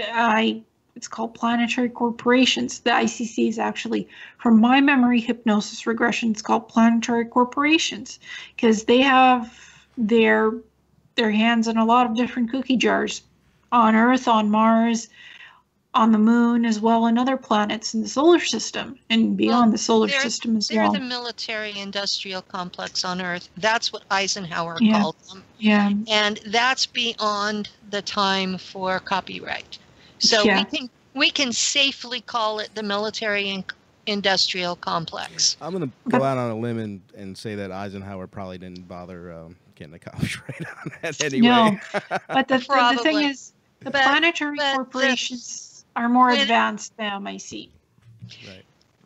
Right. When I was making sure that I had the right name for the German colony military, I checked with other people who were in Nachtwaffen. I know probably 20 people who were in Nachtwaffen, and they're not public. And so I I use them as a resource to make sure I'm on target. Well, I was one of your resources because I have memories of being associated somehow with Nachtwaffen, but I said Nachtwaffen Regier with a Spanish addition to the last bit. That may be what your program called us. Yeah. Yeah. But we called ourselves Nachtwaffen, and our bosses were Schwarze Sonne. And above them was the German High Command that's in Antarctica. And to this day, I cannot stand listening to the German language. I've recently found that out. It just rubs me the whole wrong way. I'm like, I get angry. So I try to listen to, remember Marcel Safiet or what? Seifert, yes. They approached you and you did an interview with them. They approached me. I had listened to your interview and I just couldn't listen to the German. It was just, it felt like scratching along the wall, with fingernails. It was just so annoying. To this day, like a squirrel barking. Yeah, I'm a quarter Jewish, and I have Jewish friends on Facebook, and they all gave me hell for doing that interview. Yeah. Why are you having anything to do with German people? And I go, because I was in a German program, and those people deserve to know what's being done in the name of their culture. Well, yeah, and I mean, the Nazis destroyed Germany. Like there were Jewish people that fought for Germany in World War I that were German patriots. They were fighting for their country. So the Jewish people have a pretty established, couple hundred years of history of being part of European culture. Mm-hmm. Exactly. And so they were like, why are you doing this? And I said, because the German people in Germany today are generally not Nazis. No. And they need to know that this is going on in the name of their culture. Now, I'll be honest, Nachtwaffen uses a lot of the Nazi symbolism. But in practice, it's a Teutonic warrior society. It's not necessarily Nazi. No. Well, the thing about, if you study the history, the Nazi Party was, a front organization for cultist groups. You mentioned Schwarzschild, the Black Sun. The real. So, that's all wrapped up with the Thule Gesellschaft and all that. So, Exactly. The Nazi political system is a bit different from the whole mystical side, which is kind of what, from what I can make of it, what the Dark Fleet or Nachtwaffen Regalia, and that's another thing too. The interesting thing about the German program is you've got all these things like now you remembering some kind of Spanish twist, and then we've got Tomas with the Japanese faction of it. So it's it's just interesting. It's a lot more than just space Nazis. I know we joke on the show all the time. There is a lot out there, and it's all military based, and it's all slave based, and that's my main motivator, is to get the human trafficking stopped. The human trafficking on Earth, the human trafficking that feeds these programs, the human trafficking of the cyborg trade, and what happens to the humans that are turned into cyborgs, what happens to the rest of their body. And this is wrong.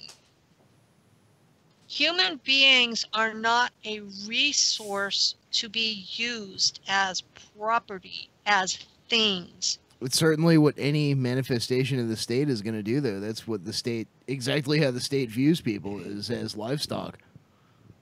Yeah. Well, that's how human beings are treated in all of these programs. Is the shadow state livestock. doubly so.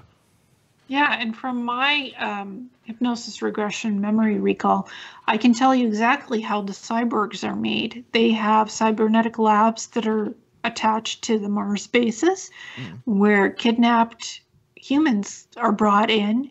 Sometimes they're chopped up and their body parts are used in tissues to build out a cyborg with cybernetic implants and all of that. Sometimes the whole human is used and augmented with cybernetic parts. Sometimes people hang from these chain-like things in their hooks in their back and blood dripping off of them, and they just hang for days. They're alive. Somehow they're alive and they're hanging on these chains. I videotape people doing that voluntarily, by the way. Oh geez, no, that's not that. That's Thanks that for is that menage a visual, trois. Dan. That isn't That was something that I didn't need in my head. That's BDSM and a menage a trois. That's something. Well, it a wasn't little kink. sexual, but it was kink. it That's was kink. a suspension like for Like Jim Rose Circus Sideshow type Yeah, thing. yeah, but no, this It was like is a not spiritual allowed. thing. Actually, it was pretty rad though. No, I don't. For me, no. Not I my have, particular Yeah, I bag mean, of cats, you but it know was what? quite a sight. I mean, if yeah, you're I into have that sort of memories of thing- people actually hanging on what looks like meat hooks and stuff in these labs, blood dripping off their back until they're prepped for cybernetic implantation. So, and being alive, somehow being kept alive. That might be a word that we need to look into because Yeah. cyborg was coined in a fiction book. Well, I'm not sure how long ago, so we need to look into the copyright on that word. I want to say if it's in the dictionary, anybody owns it's not. You can't copyright it. no, Yeah, I think it is. Well, I mean, I call it cyber. I call it transhumanism. It's on Mars. It's being done. Humans are experimented. Body parts being used to fuse body parts with cybernetic parts.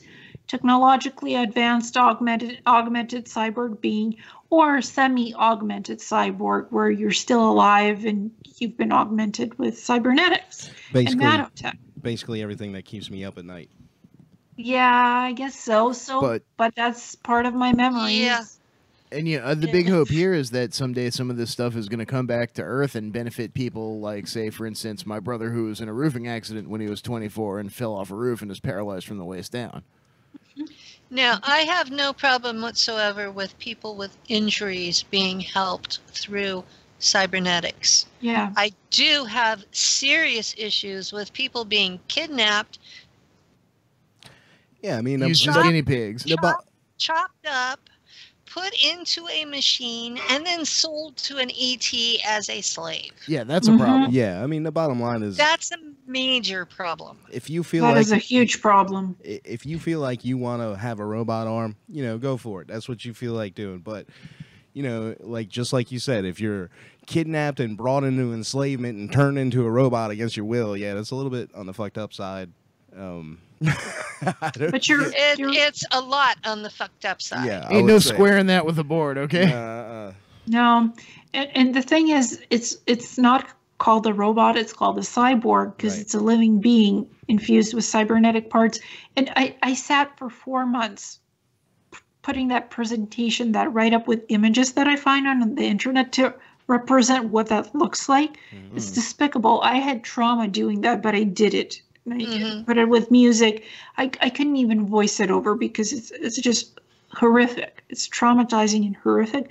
I couldn't voice it over. I wanted to make it easier and people so they understand, but I just put it with music and I made it into a video with music. People could go and look at the PDF file of it and read it for themselves, or they could read it with the music. Pause and read it. But it's horrific. And I sent all of this stuff to you-know-who, that alternative media news source. That I sent that to them, both the PDF and the video. So I gave them a whole lot of stuff to sort through my regression sessions. And in these presentations, I don't say it happened to me or I witnessed this. I just give the pure information about what I saw. I don't say I, me, them, us. I put in very just informational style research information. People's like, well, it didn't happen to you. How did you see this as so impersonal? I make it impersonal so the trauma doesn't get to me. I just try to get the info out.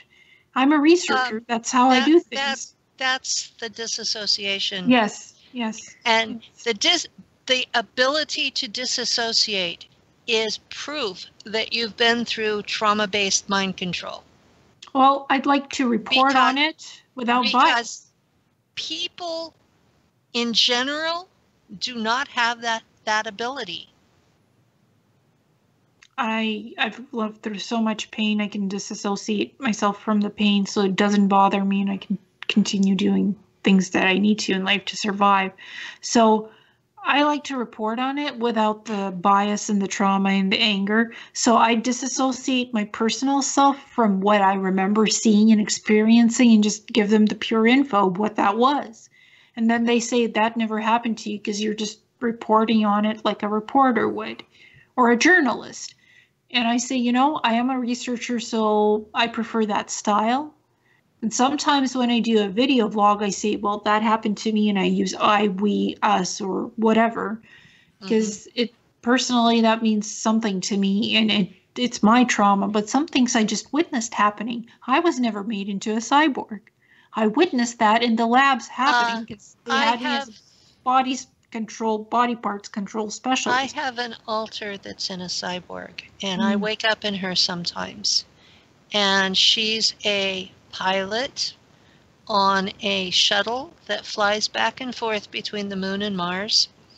And I guess I can say it, James Rink and her know each other in that program. And I had a regression with him last year about this time where he was accessing her to get a drawing done of what he looks like in Kruger. And we were able to do that. Yeah, I saw some of his images of drawings that hypnosis regression specialists have done for them, because they're also artists. Some of these hypnosis regression specialists are artists, so can actually draw it for you, what it looks like.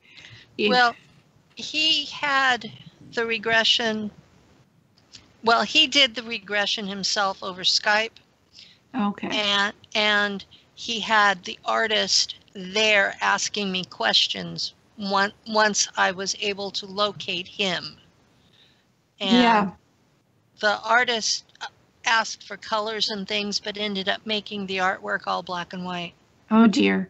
And for me, like, I was a body parts quality control technician in these cybernetic labs, checking tissue, checking body parts to make sure it's quality grade to splice with the cybernetic technology. That's traumatic. That's disgusting. I have some digital art skills. I could put things together, you know, but I'm not an artist who could draw any of this.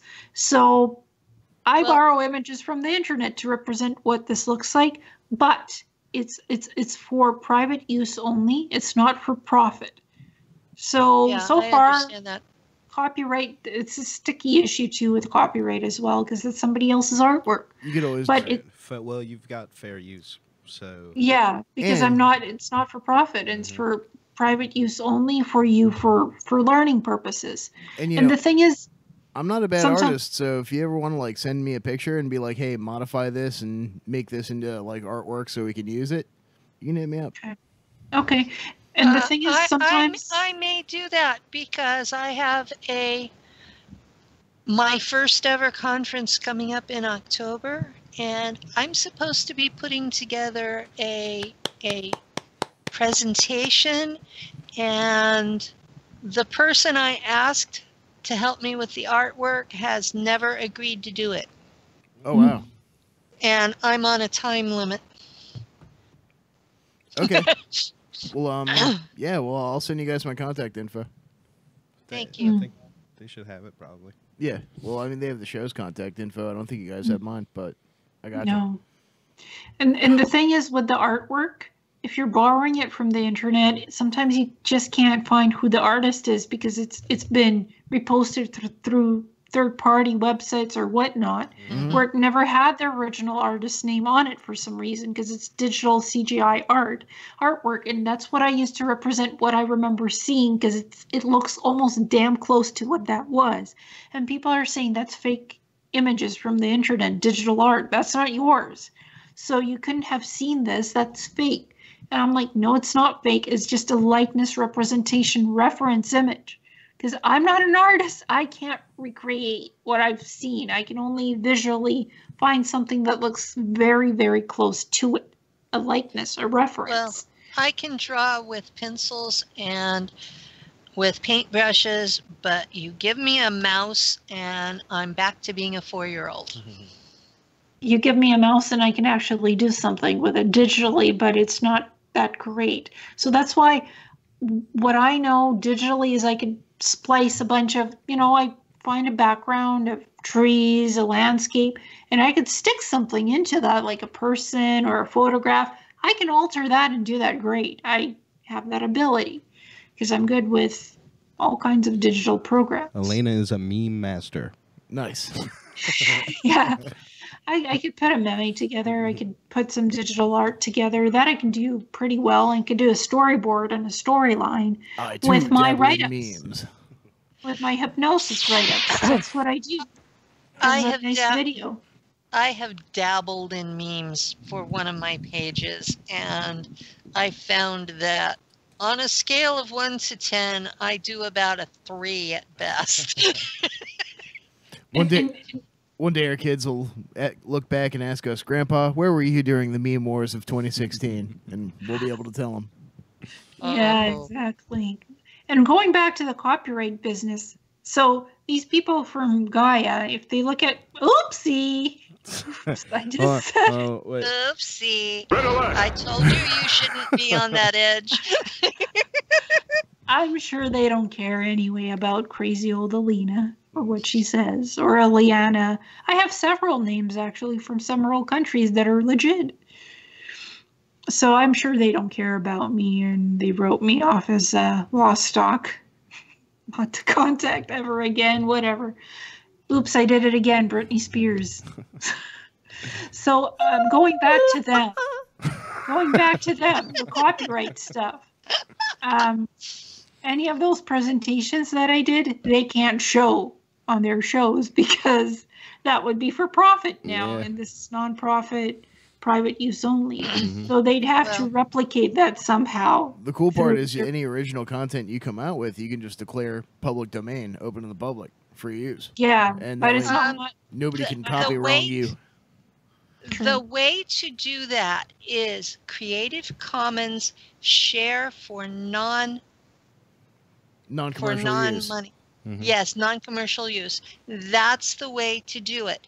That way it's legal, and if somebody goes to make money off it, you can sue their ass. Well, for me, I think I put it into the non-commons. It's for not for profit use only. It's only for research purposes. That's how I've put it up on my YouTube channel through these presentations. I know I can't use it in conferences, and I can't use it on shows because it has other people's artwork in it that I've incorporated in my presentations with my write-ups. So I can't use it for profit. I know that. And they'd have to replicate the artwork, get their in-house art team to draw stuff like that if they want to interview me, for example. If there's something in my presentations that they actually saw, the images that I got from the internet, they'd have to replicate that in a similar artistic style. You have to be really careful with some of those places because they are copywriting your information, and then they can sue you if you continue to use it on your own. So you have to be really, really, really, really, really careful about the contracts. Oh, yeah. No, I knew that beforehand. I just wanted to see what they wanted from me. I was curious. I'm not going to say who the people were. I already said it was Gaia, so oopsie. Britney Spears, oops, I did it again. But I'm not going to say who the people were. That was a slip-up of the word. Red alert! And given some of the stuff I've heard recently, it really makes me question things that certain popular late night AM radio talk shows that go from one coast to another. Coast to coast AM? I wasn't going to come out and say all that now. I wouldn't say that. Just in case our lawyers are listening, but it really makes me question some major institutions that I was raised on, Well, speaking of, next week, you guys, we're going to have one of Art Bell's early wife's lover on to talk about Art Bell a little bit and some of the stuff that's not widely known about him. So don't forget to check that out. That's next Wednesday if all goes as planned. Well, I mean, and these big corporations, they want to get our stories, right? The SSB insiders and the super soldiers. Well, some of us can't travel because of health issues as well. So how are they going to get these people on their show if they want to interview people like us? Health issues that are related to our SSP service. Yes, hell yes. Or the extraterrestrial abductions, for that matter. Because mine start off with the ET stuff and then move on to the SSP stuff. Well, I got to say, they would be able to set up a studio-like environment just about anywhere with a few decent mics and a backdrop and some lights. So I'm not. You would think so. I'm not buying into the whole "you have to come here" thing because I'm pretty sure they did some that weren't there. I mean, you see the ones they got with the backdrop and all that. Yeah, and those TV set, to tell you the truth, Cosmic Disclosure, that warehouse type of a setup, that's not professional looking. I just have to say it now. That's not professional looking. No, I mean maybe if it was like Unsolved Mysteries or something. Yeah. Or Maury Povich. Not like we backgrounds on Cosmic Disclosure always make me think of Maury Povich. Maury Povich. Maury Povich. Yeah, well, even Wisdom Teachings has a better background than Cosmic Disclosure. It's not like we could say much about professionalism. Yeah, but you know what? Here we're able to do a lot with a little. Okay, yeah, we are. We're like SpaceX compared to Gaia's, U.S. government budget. Mm-hmm.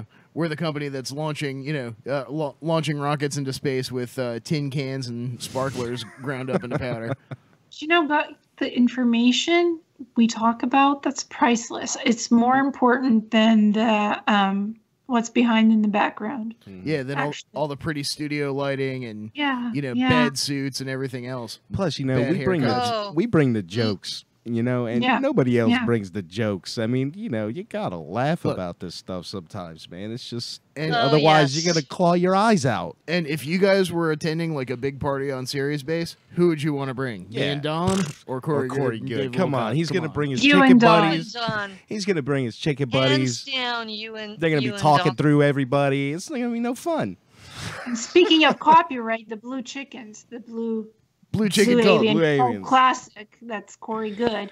Do you know where the blue avians come from? Oh my, that's another thing he borrowed from somewhere, from Ashiana Dean's Voyagers books, where she talks about the Guardians and she talks about the blue avian type beings that are out there in their history, where they come from. Mm-hmm. Word for word, what Corey Good has been saying.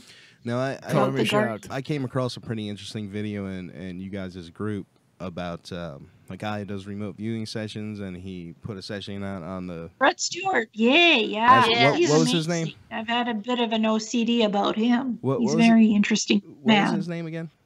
Brett Stewart. So you guys out there watching... Technical intuition. Oh, yeah, I watched.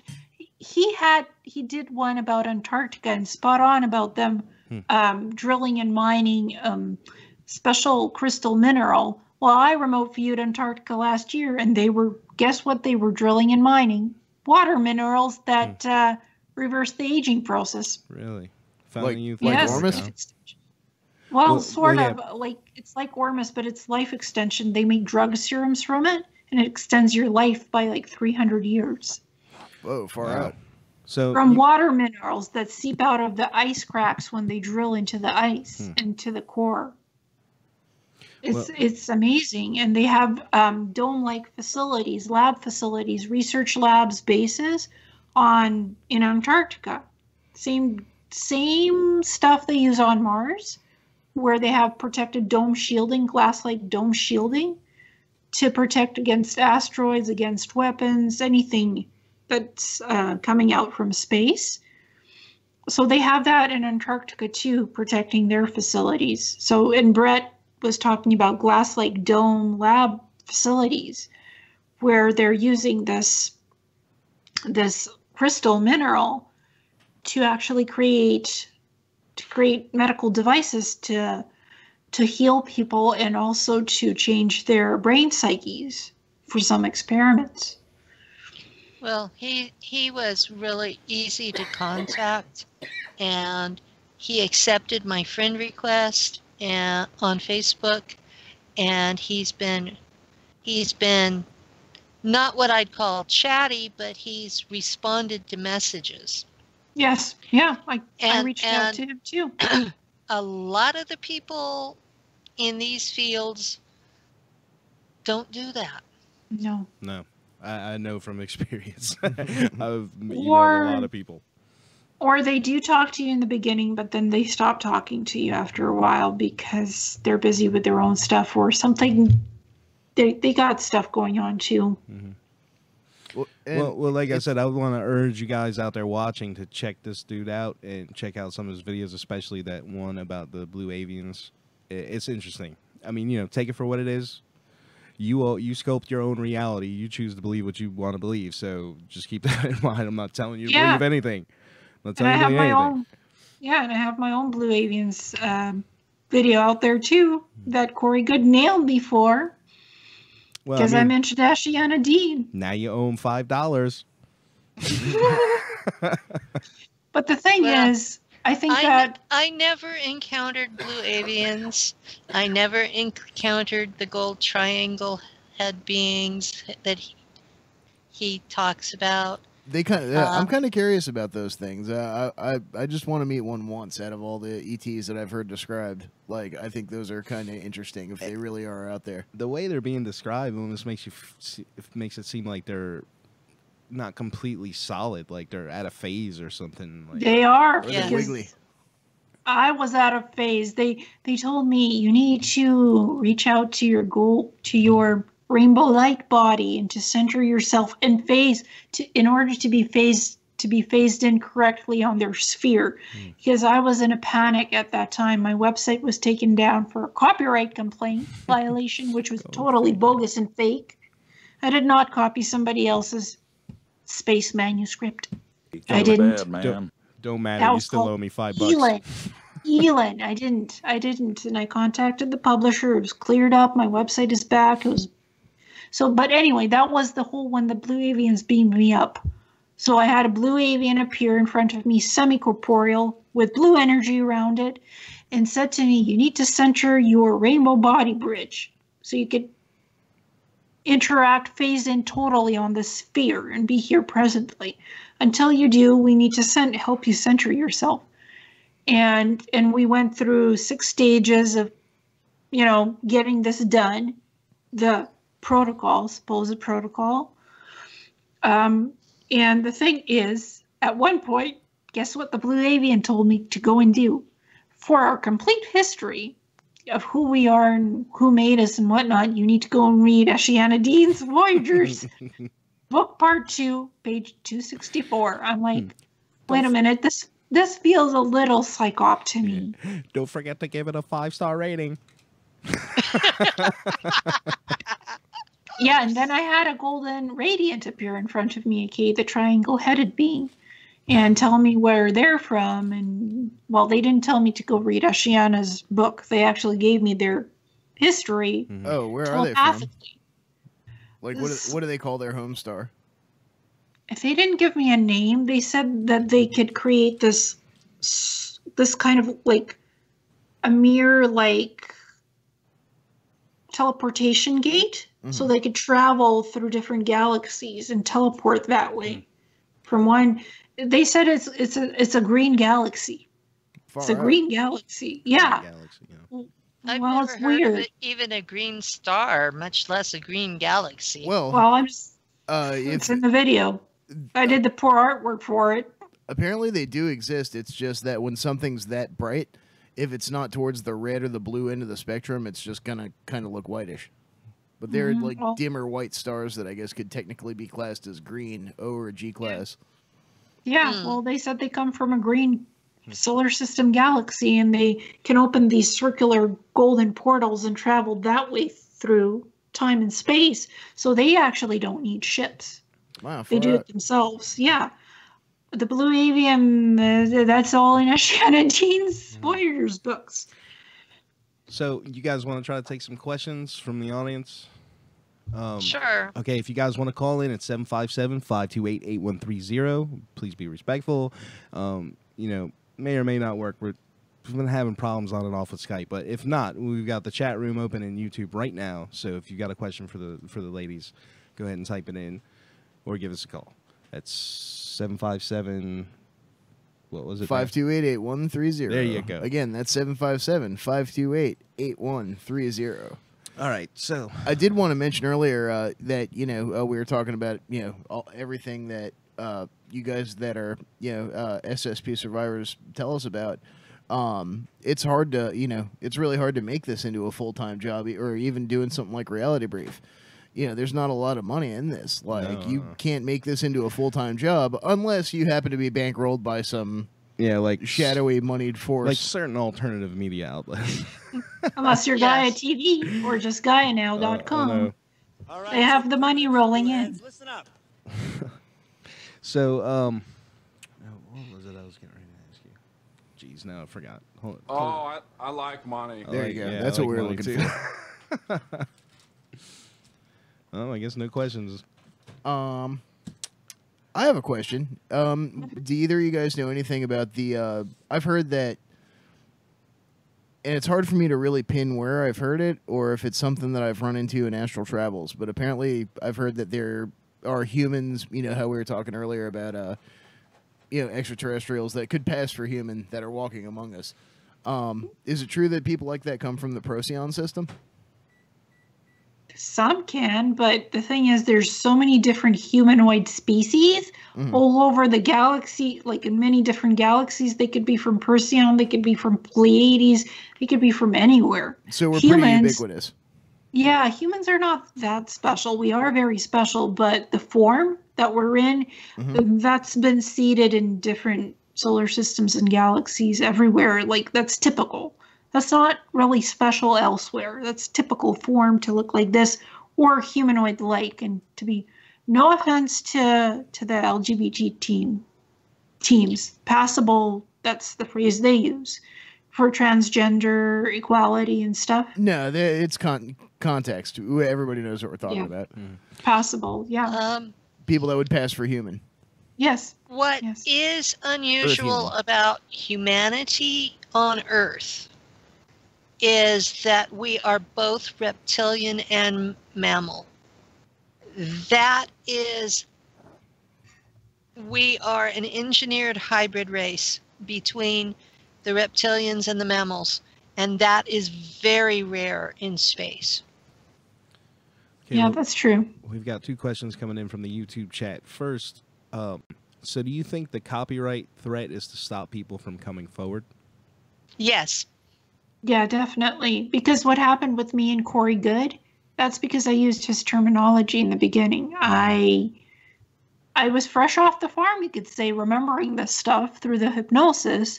And I didn't have any factual names at the time except Mars Base 1, 2, and 3 and something on the moon. So after I did my, write-ups, before I published everything, I did look online about what the SSP stuff is, and I did use the same terminology as Corey Good because I thought, well, if he was in the SSP, it must all be the same names, the same stuff. I was clueless in the beginning because I didn't have full memories. I had bits and pieces through hypnosis. It doesn't just come back to you all right away. It comes back in bits and pieces, and you have to put together what the meaning is, why you have this or that. So I just used the terminology that's common for the SSP stuff because Corey was the only one putting it out really at that time. Right. Well, I didn't start off with Corey's stuff. I started off with the researchers, like Richard Dolan. So his attacks are more aimed at people like me, because I'm book-oriented rather than YouTube-oriented. And so I had all of these PDF files, and I ordered books from Amazon, and I have thousands of them between the two. I mean, we're talking every classic UFO book that's out there. I have it either in a PDF or Kindle or paperback. And I've been reading and reading and reading and reading and reading to the point that I can't tell you who I read it from most of the time. Yeah, But- and just because you borrow the terminology, the accepted terminology from the SSP, which is mainly Corey Good, doesn't mean you had the same experiences as him. Just because the group terms are the same doesn't mean it was all the same, or you took his stuff and you transposed it onto your own experience. That's not really what it is. Not at all. It's just common terminology. The only real overlap that I have with Corey Good is that I was in the group that he calls Dark Fleet. Otherwise, our stories are very different. Our experiences are totally different. And I from what I can tell, from what I experienced, he's leaving a lot out of what he experienced. Oh, that's true. He is leaving tons out. He never talked about the cyborgs. He talked about the Mars sex slave and the labor stuff, but he never talked about the cyborgs or what's done to them. He also doesn't talk about what he did. No. In Solar Warden. And my understanding of what a psi specialist in Solar Warden would have been doing is he would have been interrogating prisoners during torture sessions. Because that's what they do, is they capture ETs that are traveling through the solar system and they torture them. Usually it's vivisection, and they have a psionic specialist, not an intuitive empath, so he's made that term up. But they have a psi-spec present to know what the ET is actually thinking while they're torturing him. Oh, no kidding. They have a witness. They have the torturer and they have a witness seeing all of this happening. That's part of one of the memories I have. And his job as his supposed intuitive empath would have been to be the witness. Oh dear. Oh dear. Oh Lord. Well, I have one of these memories of seeing an interrogation with the main interrogator and a witness being there to make sure their interrogation is done correctly and to the script, so it's not deviated in terms of the information being delivered. And I remember the ETs hanging there in electromagnetic fields being electrocuted, because electrocution to them, to their immune systems are different from ours. So electrocution to them is one of the worst things that they can experience hanging there in an electromagnetic field being electrocuted, while that's the torture. And so much pain that they're literally psychically telling the interrogator and the psionic what those people want to know. Exactly. They'll tell them anything to get it to stop. And then they just go ahead and kill them anyway. And that word that starts with V, that's like taking out organs from somebody. Vivisection? Vivisection to cut something up while it's still alive. Yes. Torturing. So taking out organs while somebody's it's still alive. dissection while they're still alive. Yeah, and literally, because some AT species, even if you take their organs out, they have secondary bypass organs, so they still live for a while. So that's another memory I have. Even though somebody's organ was extracted, they still had duplicate organs that function as a bypass mechanism. I remember from what interaction that my ship had with Solar Warden is they were no better than we were. So Just Americanized. They're just Americanized, and people who want to think that Solar Warden are the good guys, they've got a big shock for them. No, they're not necessarily, and they're always like behind with the technology. For some reason, the planetary corporations give Solar Warden technology to retrofit their ships. That's what memory I have. Well, I don't think they would want to. Nachtwaffen doesn't trust them, so they don't give them the best stuff. That's why their treaty with the American treaty with the Tall Whites is so important to the Pentagon, is because Nachtwaffen makes sure that Solar Warden can't fight them. I've been hearing a lot of nonsense on the internet about Nachtwaffen being gone. There is no way.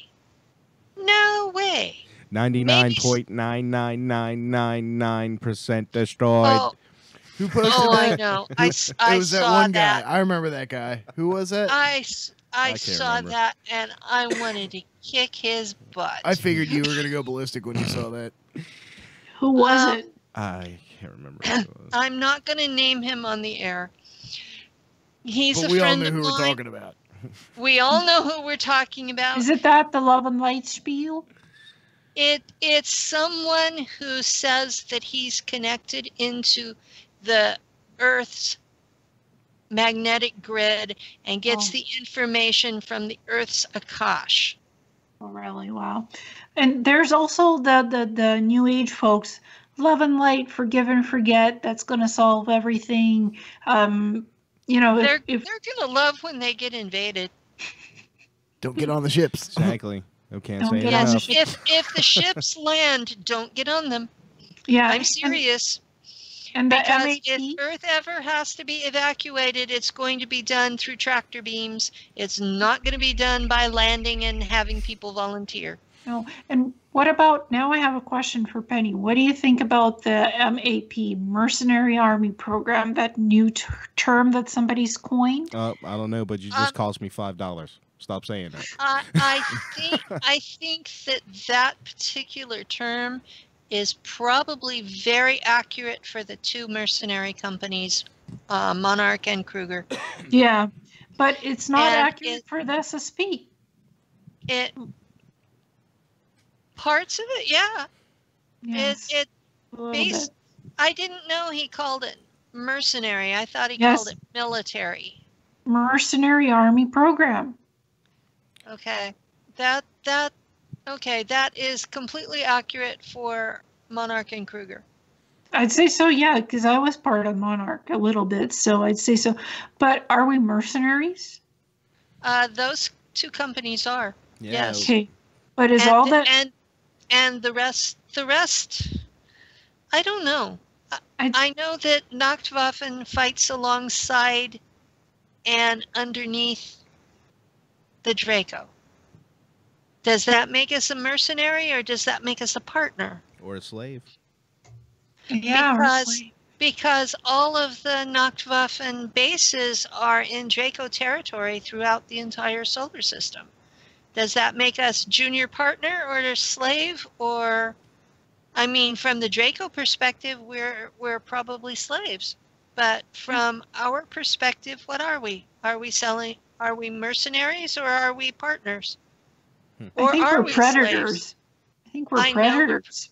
I know we're predators, because Nachtwaffen captures prisoners of war from some of those planets and brings them back and converts them into cyborgs for sale. And the planetary corporations train SSB assets to be assassins. Mm-hmm. So I think it's mercenary. I think it's predatory. It's military. It's a lot of different things. But the new term that's coined is MAP. At first I heard it was mercenary, so maybe now it's military? That was my understanding too, mercenary. Mercenary, yeah. If it's mercenary, it definitely applies to Monarch and Kruger. If it's military, I could argue it being applied to all of them. Yeah, because they're all militaristic in the They're core of all what militaristic. They're all predatory. Even the ones that claim to be primarily merchandising are all. They're all. We're going out. We're getting resources. We're trade is part of the getting resources. Yeah. I mean, for me, it feels like, it's just semantics for me. I know what we're talking about. You know what I mean? You call it whatever you want. For me, you know what I mean? I don't have any memories of being in space, doing all this shit. So, for me, it doesn't matter. I didn't either when I was your age. I didn't have any. I did not have any active memories until 5 years ago. Yeah, before that, I'd have nightmares, but they were just nightmares. Well, I knew about the reptilian abductions ever since a kid. I always knew that something horrid happened with the ETs, but everything started unraveling in my late 20s, like 27, 28. And how old are you now? I'm 33 now. Okay, so we're talking the same 5 years ago. Yeah. So when I came back from Mars in 1959, I started kindergarten within a couple of months. And I told my kindergarten teacher that Martians had left me on the doorstep. And the teacher called my mom. And my mom beat the crap out of me. She said, I gave birth to you. You're my child. You were not left on the doorstep. She did not understand I was talking about abductions and being returned. So then 3 or 4 years later, when I went to learn to swim, my dad paid for swimming lessons. I got pneumonia because I was inhaling the pool. Well, gee, what did they teach me to do in my mind fracture? To breathe liquid so that I could be in the regen tank. So, yeah, I've had signs of weirdnesses all along, but without any context. I do got one more question from the chat before. I mean, I don't want them to think that we forgot, but they're asking about, are there any sentient AIs in the mix? Yes. Well, you can consider the cyborg a sentient AI because it's cybernetic tech now spliced together with human body parts. The main computers in the colonies and on the larger ships are quantum computers with enough neurons in them to become sentient. It takes them a little while to get there, but they are made from human neurons, and they would use a mix of neurons from 6 or 7 individuals for each of these computers. And they were cloned neurons, so it wasn't like they took them out of a person's brain, but they created these quantum computers out of human DNA, and when they reach a certain level of complexity and neuron education, they become sentient. And at that point, they are quantum entangled with the donors. So if your DNA was used for one of these computers, the computer can contact you psychically once it becomes sentient. Now, I know there are a handful of them on Earth at universities, and they somehow used my DNA because these computers have contacted me. They were looking for a parent. And just imagine you're wearing this smart suit that has nanotech woven into it. It could mimic clothing. It controls literally controls your body, how your body can function molecularly. So the smart suit prevents you from going to the bathroom. It changes something in your body so you don't have to go to the bathroom while you're wearing the suit, the smart suit. And it has some AI in it. There's a talking voice that connects with you to regulate your body, your health, your emotional state. It talks to you literally, psychically in your brain. So it's thought consciousness technology with nanotech and some form of a sentient AI, because it literally interacts with you as if it's there, as if it's a human. So there's an interaction component to it. And then there's also the black goo, which we talked about at length in the roundtable we did back in January. If you guys watch and haven't seen that, it's on our channel. I think it's on Elena's channel too. You can go check it out. It's just I never posted that because I was threatened and Kevin was threatened. I still have it and I want to put it up. I've been so busy, so I do have it saved and I should put it up. Well, it's on our channel. I put it on mine as a playlist that linked back to yours. So I didn't claim it. I just made a playlist. Yeah, that's he says interesting. Any true sentient AI though, like pure machine intelligence that is actually acting on its own will and not just in a tag or a suit or a tool like a ship. Which I guess think they're would be talking the about black maybe goo. a race of or either the black goo or just an actual like AI species from off planet. Yeah, he's talking about like a true robots, like not the Geth from Mass Effect or something like that. Well, the quantum computers are sentient AI, but they are made from human DNA. And recently, I just put 2 and 2 together. Marcel Sefiet, right? He had contacted Seaford. Seaford. He had contacted me as well to do an interview with him. Mm-hmm. But it would have the German translation. And I said, no, that's not my form of interview that I like style. I didn't feel comfortable with the German part in it. But they interviewed William Whitecrow, who was an SSP insider who had been on the Mars bases. And what William Whitecrow said is that there is sentient AI that looks like us and walks like us and is among us. Basically, they're like the Cylons from I was going to Battlestar say Galactica. Cylon style.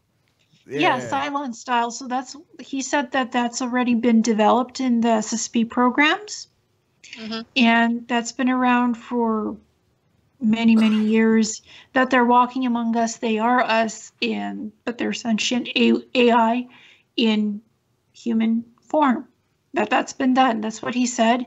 And the reason why, like, that interview link with Marcel had been sent to me, but I never looked at it. The thing is, I just got around to wanting to contact William Whitecrow. He wanted to talk to me about 2 of the Mars presentations that I had done. Mm-hmm. That's in Marcel's interview, the Mars domes and bases and colonies. But the thing is, I found out that William Whitecrow passed away recently. Oh, man. Mm-hmm. That there might be suspicious involvement in there. Unexpectedly. Yes, unexpectedly.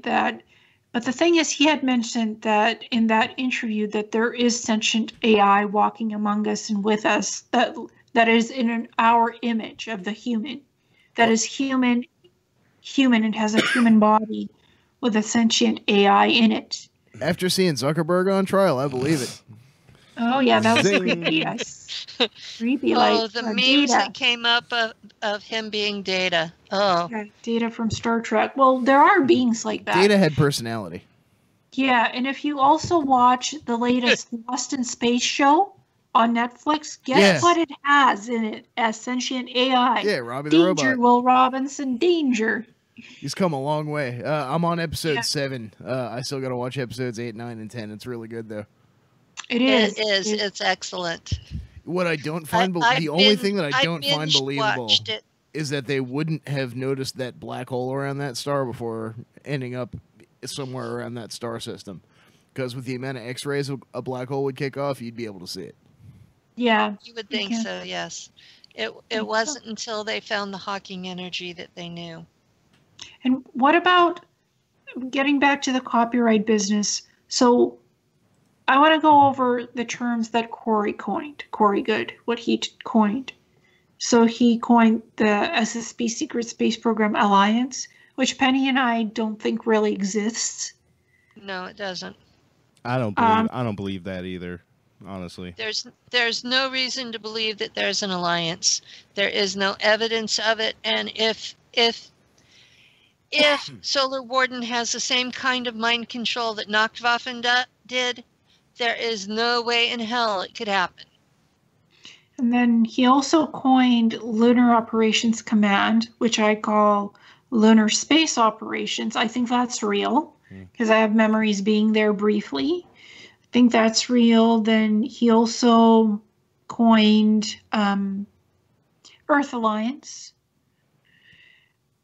And he coined a bunch of other ones. Interplanetary Corporate Conglomerate. Darkfleet, right? Darkfleet, yeah. Darkfleet. He talked about Lieutenant Gonzalez as though he were a person, and there's reason to believe that Lieutenant Gonzalez is actually a mind control program. Yes, we need a Gonzalez stat. That's what they call it. We need a Gonzalez here. We need to pull off a Gonzalez, and that's from another SSP asset who's, said that he saw that happening. So Gonzalez could be a real person, but it's actually a mind control fracture program as well. Gonzalez, we need a Gonzalez stat. We need ASAP now. So that's a 50-50. I think there is a Gonzalez, and I was in a Gonzalez. Unfortunately, I was a victim of a Gonzalez. Because I remember some mind control hooey brainwashing that had to do with the Gonzalez program. So I think that's pretty much real. I can't attest whether there is a Lieutenant Gonzalez or not, but a lot of the things Corey reports on are embellished and over-exaggerated, 100%. So, and what he's coined and phrased in terms, that could be from his own memories, but that could also be something he's made up or borrowed from others. Just a cautionary tale. I was warned, don't use Corey Good terminology, SSP terminology, because he'll nail you to the wall, literally. And that's what he did to me in 2016. And still did the weird, wacky emails. He also loves to exchange weird emails with my labs and SSP assets, telling them, you were never in the SSP program. I vetted you 100% that you were never there with the top brass SSP alliance. So I just write him back and say, you don't know that. When he exposes you in public as a fake liar and a danger to children, I had to get special consultation just to get rid of Corey out of my life. And those consultants told me, you don't tell our names anywhere because we work with people who it's classified in sometimes in what they do and how they help people. I'm like, I'm just happy for your service, for your free service, because somebody owed me a favor or two and I pulled my favors because I just wanted Corey off my back. Just gone, literally gone. So they helped me to do a video, to put it out, to say, well, this is what happened to you, exactly as it happened with Corey. Report on it honestly. He'll get the drift. He'll get the message. Leave me alone. All I want is for him to leave me alone and not badmouth me in emails to other people behind my back. So I think that's been done. So I hope so. I mean, I hope he stays. Good riddance. Good riddance to good things sometimes. I'm not touching that with a 10-foot pole. At this point, I'm not afraid to touch it because it's been going on for 2 years. I'm going to be at a conference in June where he's one of the speakers and I'm not. And so... Oh, you should bring a pocket full of corn and just like throw it around on the ground. I have promised Billy Carson that I will not cause trouble. Right. Yeah. Well, if you guys were trying to avoid that, Billy's a came guy. on this show. Billy is a good guy. No, I like Billy. I mean, I haven't really talked to him or anything, but I've watched a bunch of shows he's been in. He seems pretty cool. Yeah, he's working with Thomas and Dolly. Oh, I can't think of the last. Jensen. Mm-hmm. Thomas has this big long name, and Jensen's at the end of it. And, Thomas Mikey something. Yeah. Thomas and Dolly just got married. Good people, very good people, making an SSP documentary right now. They're making a series of them. The first one is already out, and Illeana and I have both been asked about our clips being used in the second one. So I wanted to give them props for that. Very good stuff. They did ask us first. Yes. Sorry, Gaia TV, the exclusive has been scooped from you. Da, da, da, da. Da, da, da. Our community is becoming independent of all of the gatekeepers. Yes. And I think that's a wonderful thing. And if the UFO science people are ashamed of us, well, fine. They don't have to interact with us. We're going to have our own life. Well, and that's one thing that I love about doing Reality Brief is that, here the gates are open. And they're slam wide open. And we provide you guys the platform for whatever you guys want to present as your truth. Well, thank you. Thank you. Gaia, you snooze, you lose. Literally. Speaking of gatekeepers, did you guys see Alex Jones having that meltdown about Trump? And he turned on Trump? Yes, yeah. I thought I don't agree with him very often, but that one it was like finally. Mm-hmm. Yeah, it was like. What I'm trying to figure out is why the hell Trump launched those missiles on Syria, because I think what they did was it's not chemical facilities, chemical warfare. They bombed something else to destroy something else in Syria. Some key places they bombed. And I think Trump and Putin got together over lunch and tea and discussed it all and okay, well, I need some key facilities taken care of here because there might be terrorists here, there might be weird shit going, experiments, whatnot. Cabal state I think they got together, otherwise Putin would have bombed back. Yeah, exactly. But together. I don't think that they are ever going to tell us what is actually being bombed. No, but it wasn't for chemical facilities. No. That was a BS cover story. Yeah.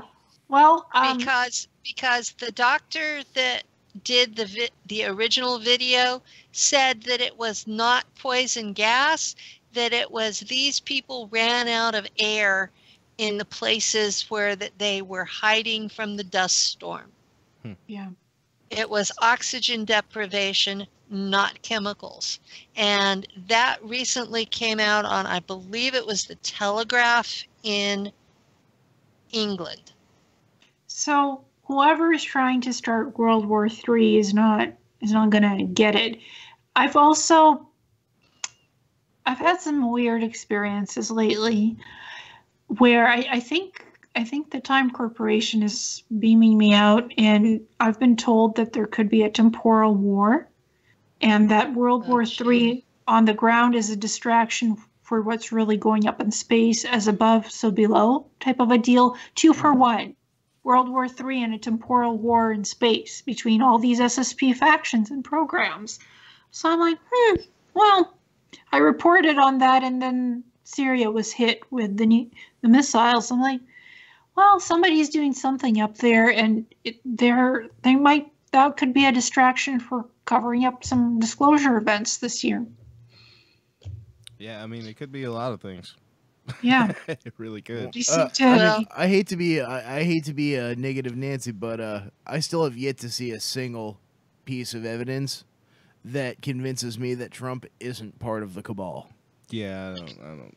I would agree with that. I recently had issues with several friends because I still to maintain that Trump was Freemason rather than skull and bones, that he's just from another faction of the cabal. That's what I think too. That it's factions infighting. It's not anybody going after helping regular people. There's no money in that. So what do we do about this copyright business? How do we handle it?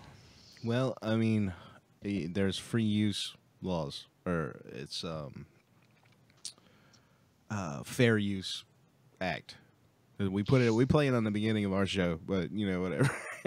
So far, like, the only thing that happens if we get hit with a copyright infringement is, like, if it's a song or a bit of music, they may put an ad on it, or they may not. They may just say we can't put ads on it, but we don't run ads on our videos anyway, so it doesn't matter. Mm-hmm. One time we did get hit with a pretty big one where they banned it globally was for showing some stuff from Gaia. Oh boy, we come back to Gaia again. It was like Instaban, boom, blocked worldwide. I was like, damn. So I had to go in and cut it all out. You know, the bits that we played. It was from the Mummy thing. You remember the Mummies? Oh yeah. We were talking about that. Corey got in on the Mummy too. Oh, did he? And Emery Smith, and everybody's been talking about the Mummy. Well, it was interesting. So, I would like to have this particular video with a Creative Commons, not for commercial use, copyright, if y'all can do that.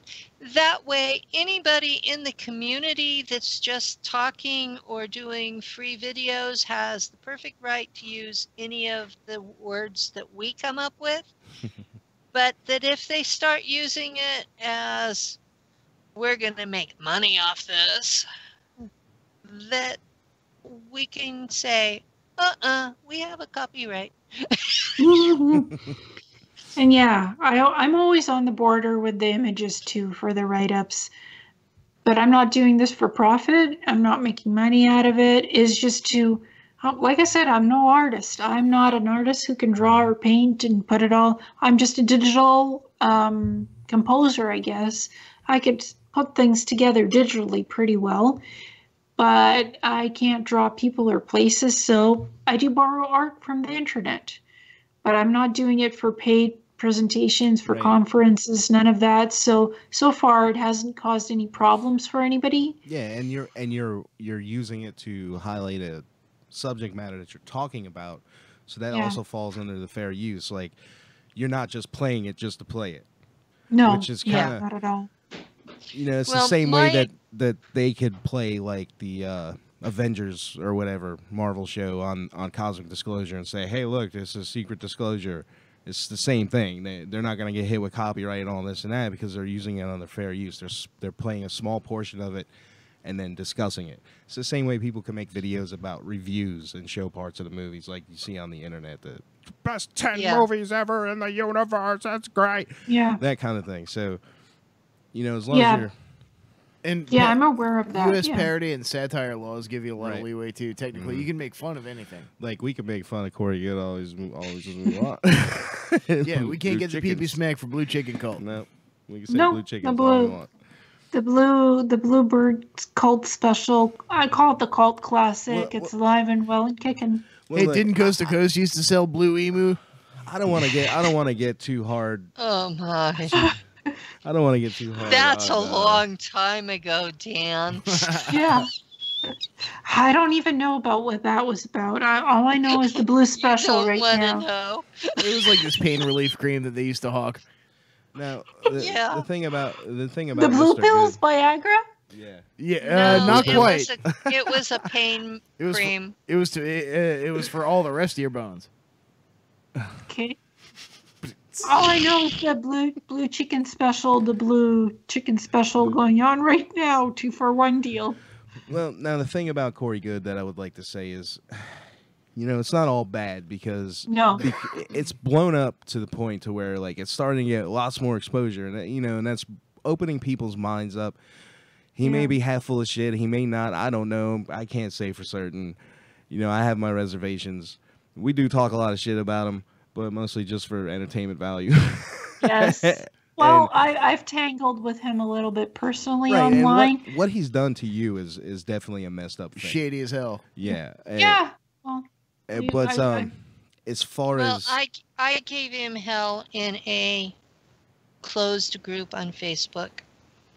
So if he ever meets me real world, I may be in trouble. But we got your back. I did not attack him for his memories or his presentation or his blue chicken religion. I did attack him on that he's putting his blue chicken religion above the lives of the 2 million people a year that are being converted into cyborgs and sold to ETs, because he knows about it and won't talk about it because it's too negative. And that's what I gave him hell about. The biggest and people believed me to the point that he was banned from the group. Wow. So the biggest issue I've ever had with him, my main contention point, is how he acts like he holds the keys to everything. Like, there's no other story out there unless it's his story. You know what I mean? Like, and just on face value alone, with the amount of mind manipulation.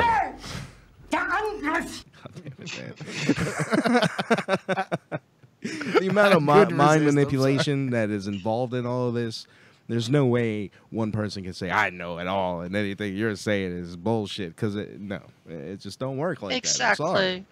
Well, Corey's exactly. Well, Corey's vetting process is bullshit. Vetting protocol of vetting whether you were in this SP or not. And I wrote that to the two Gaia fellows. I said that's just mind control bullshit. That's mind control propaganda. His vetting process of people.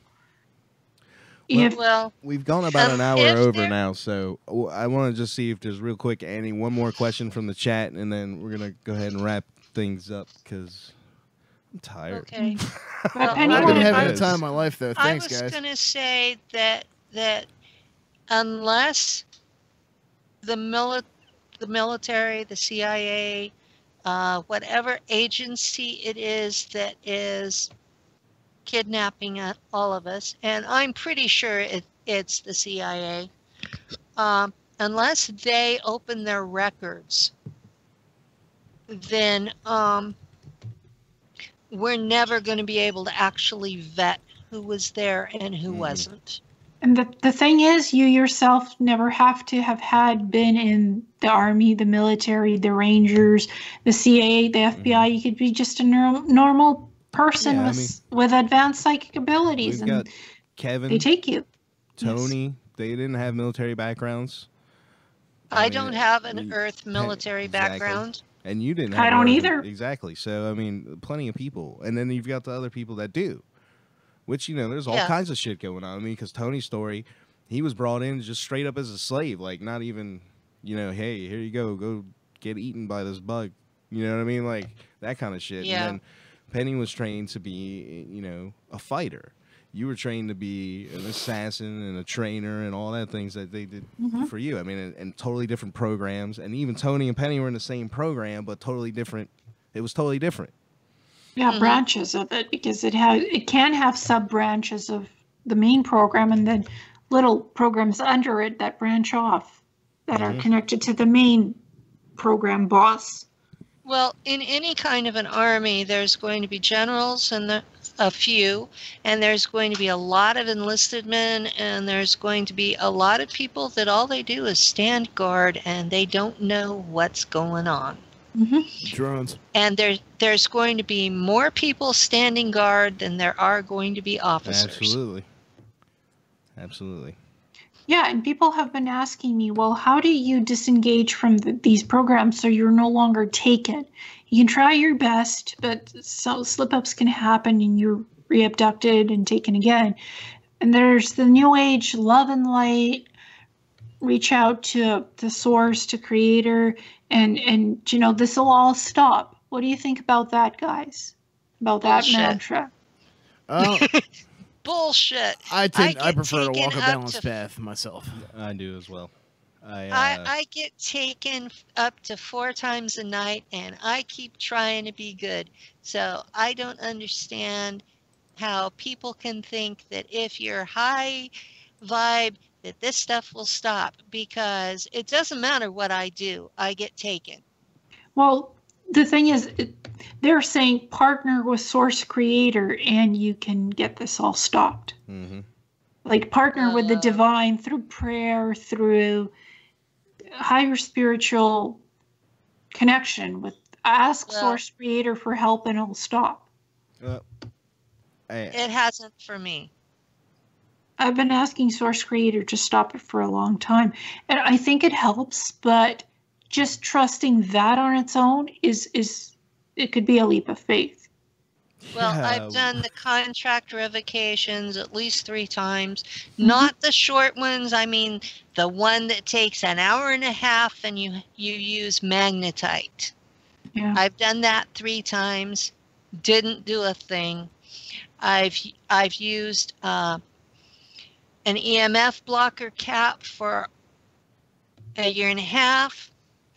That slows down. That stops the V2K. It doesn't stop me getting shot in the back. The more I talk, the more stuff happens to me or to people I care about. Yeah. But when I don't talk, it still happens. I get when I'm not talking as much, I get kidnapped more. And they come and they take me in my sleep, and I wake up the next day and my blood sugar is 20 to 30 points higher, sometimes 40 points higher because of whatever they fed me while I was gone. Apparently, they don't think I have diabetes when I'm in space. But when I come home, I still have diabetes, and I'm dealing with whatever they fed. You're eating sweetened rice cakes. That's not true. Whatever. Probably slob like from the Matrix. And it's just like, I've almost given up. They're eventually going to kill me, and I'm just going to speak my truth until they do. Yeah, and I've been told you're glamorizing the secret space program. You're making this into a video game. My life and other people's lives who are SSP assets, insiders, super soldiers, to us, that's not a video game. It's not glamorizing anything. It's just sharing our experiences. So if they think that being kidnapped with no warning and no recourse is glamorous, oh my God. Well, just in the way I present it in these presentations, they think I'm glamorizing it and that I'm making it into literal video game. Right, because you're using the video game pictures and stuff. Yeah, yeah. Well, fuck them. Thank you. That's how I feel about it. They're eventually going to kill me, and in the meantime, I'm going to speak my truth and hope that enough people listen to me to have a mass consciousness force the government to stop this shit. Well, and expose the ATs. Hey, I appreciate you guys speaking your truths here on Reality Brave. It means a lot, and I appreciate how much bravery it takes to come forward with all this stuff. I Yeah, know I you mean, guys are putting yourselves out there, and attacks by the programs, aside, just regular old internet trolls got to get annoying after a while as well, I'd imagine. Oh yeah. The lesser The lumps block- in the sea of excrement. The block function on Facebook has become my friend. Yeah, same For on real. YouTube. I've blocked so many people and banned so many people. It's not funny. And those trolls like to tell me you're insane. You need to go back on your meds now. You're a mental health meth addict or something. Those are my favorite ones to just delete right off the bat. The supposed psychologist that says I'm schizophrenic. Oh, Like or he- You know what to say to that? like he's never heard of dissociative identity disorder being induced by trauma-based mind control.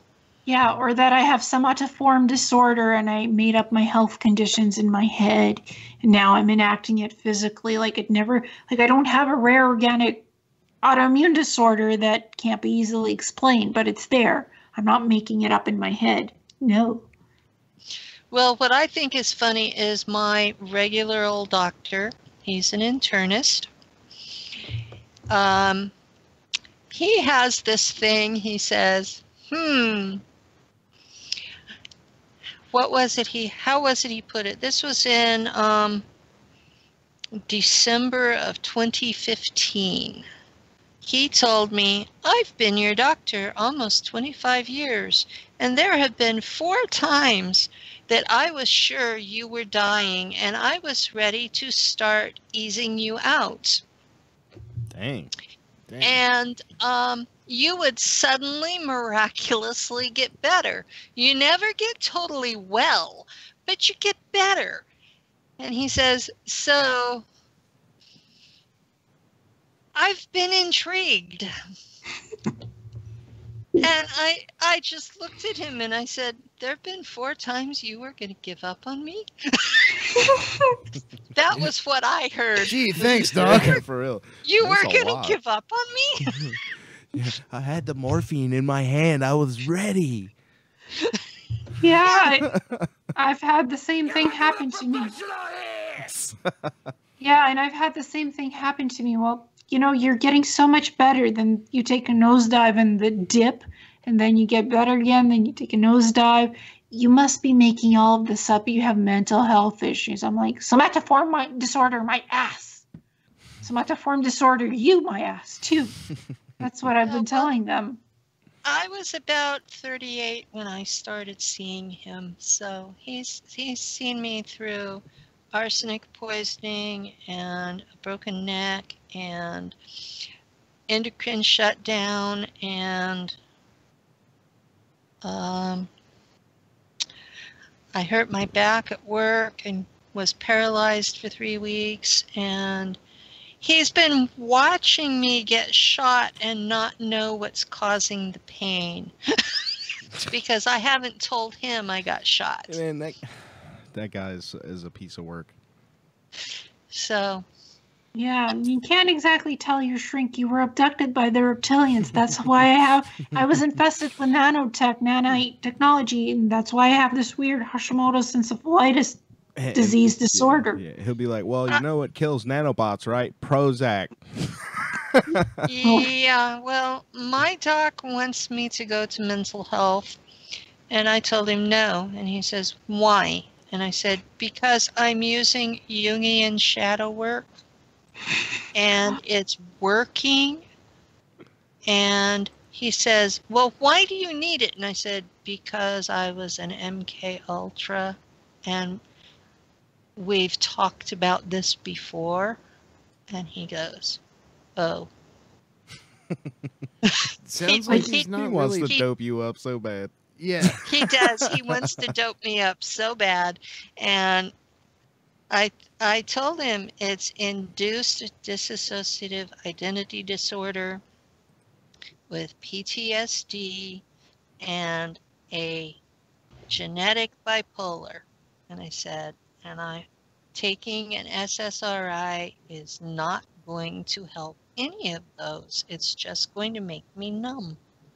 And his response was, don't you want to be happy?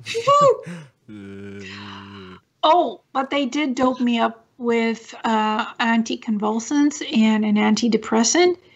Oh, it made me super angry, not happy, because I felt a lot worse on these things than I was off of them, and it didn't help one little bit for the pain or any of my medical whatnots. Literally just made me angry and frustrated, and I just wanted to throw the meds against the wall and say, hallelujah, much better actually, but I need a biological medication that is biologically attuned with the human body frequency, actually, and there is such thing as the IVIG. Actually works for me. So I said to the shrinks, don't give me any of the synthetic. I can only take biological medications, which for me is IVIG for Hashimoto's encephalitis. And I actually presented them all the research on Hashimoto's encephalitis, because there's no programs in Canada or the United States for how to diagnose this thing and treat it. But there is a treatment for it. So I gave them all the research, and they're like, oh, wow, this is interesting. You have enough to start your own medical program. I'm like, yeah, I do. So just give me what I want and I'm gone. Just give me the treatment I need and I'm gone. I have your hair for 5 months. I want and let me alone. That's about how I feel. It's just, right? Well, at least we don't need them.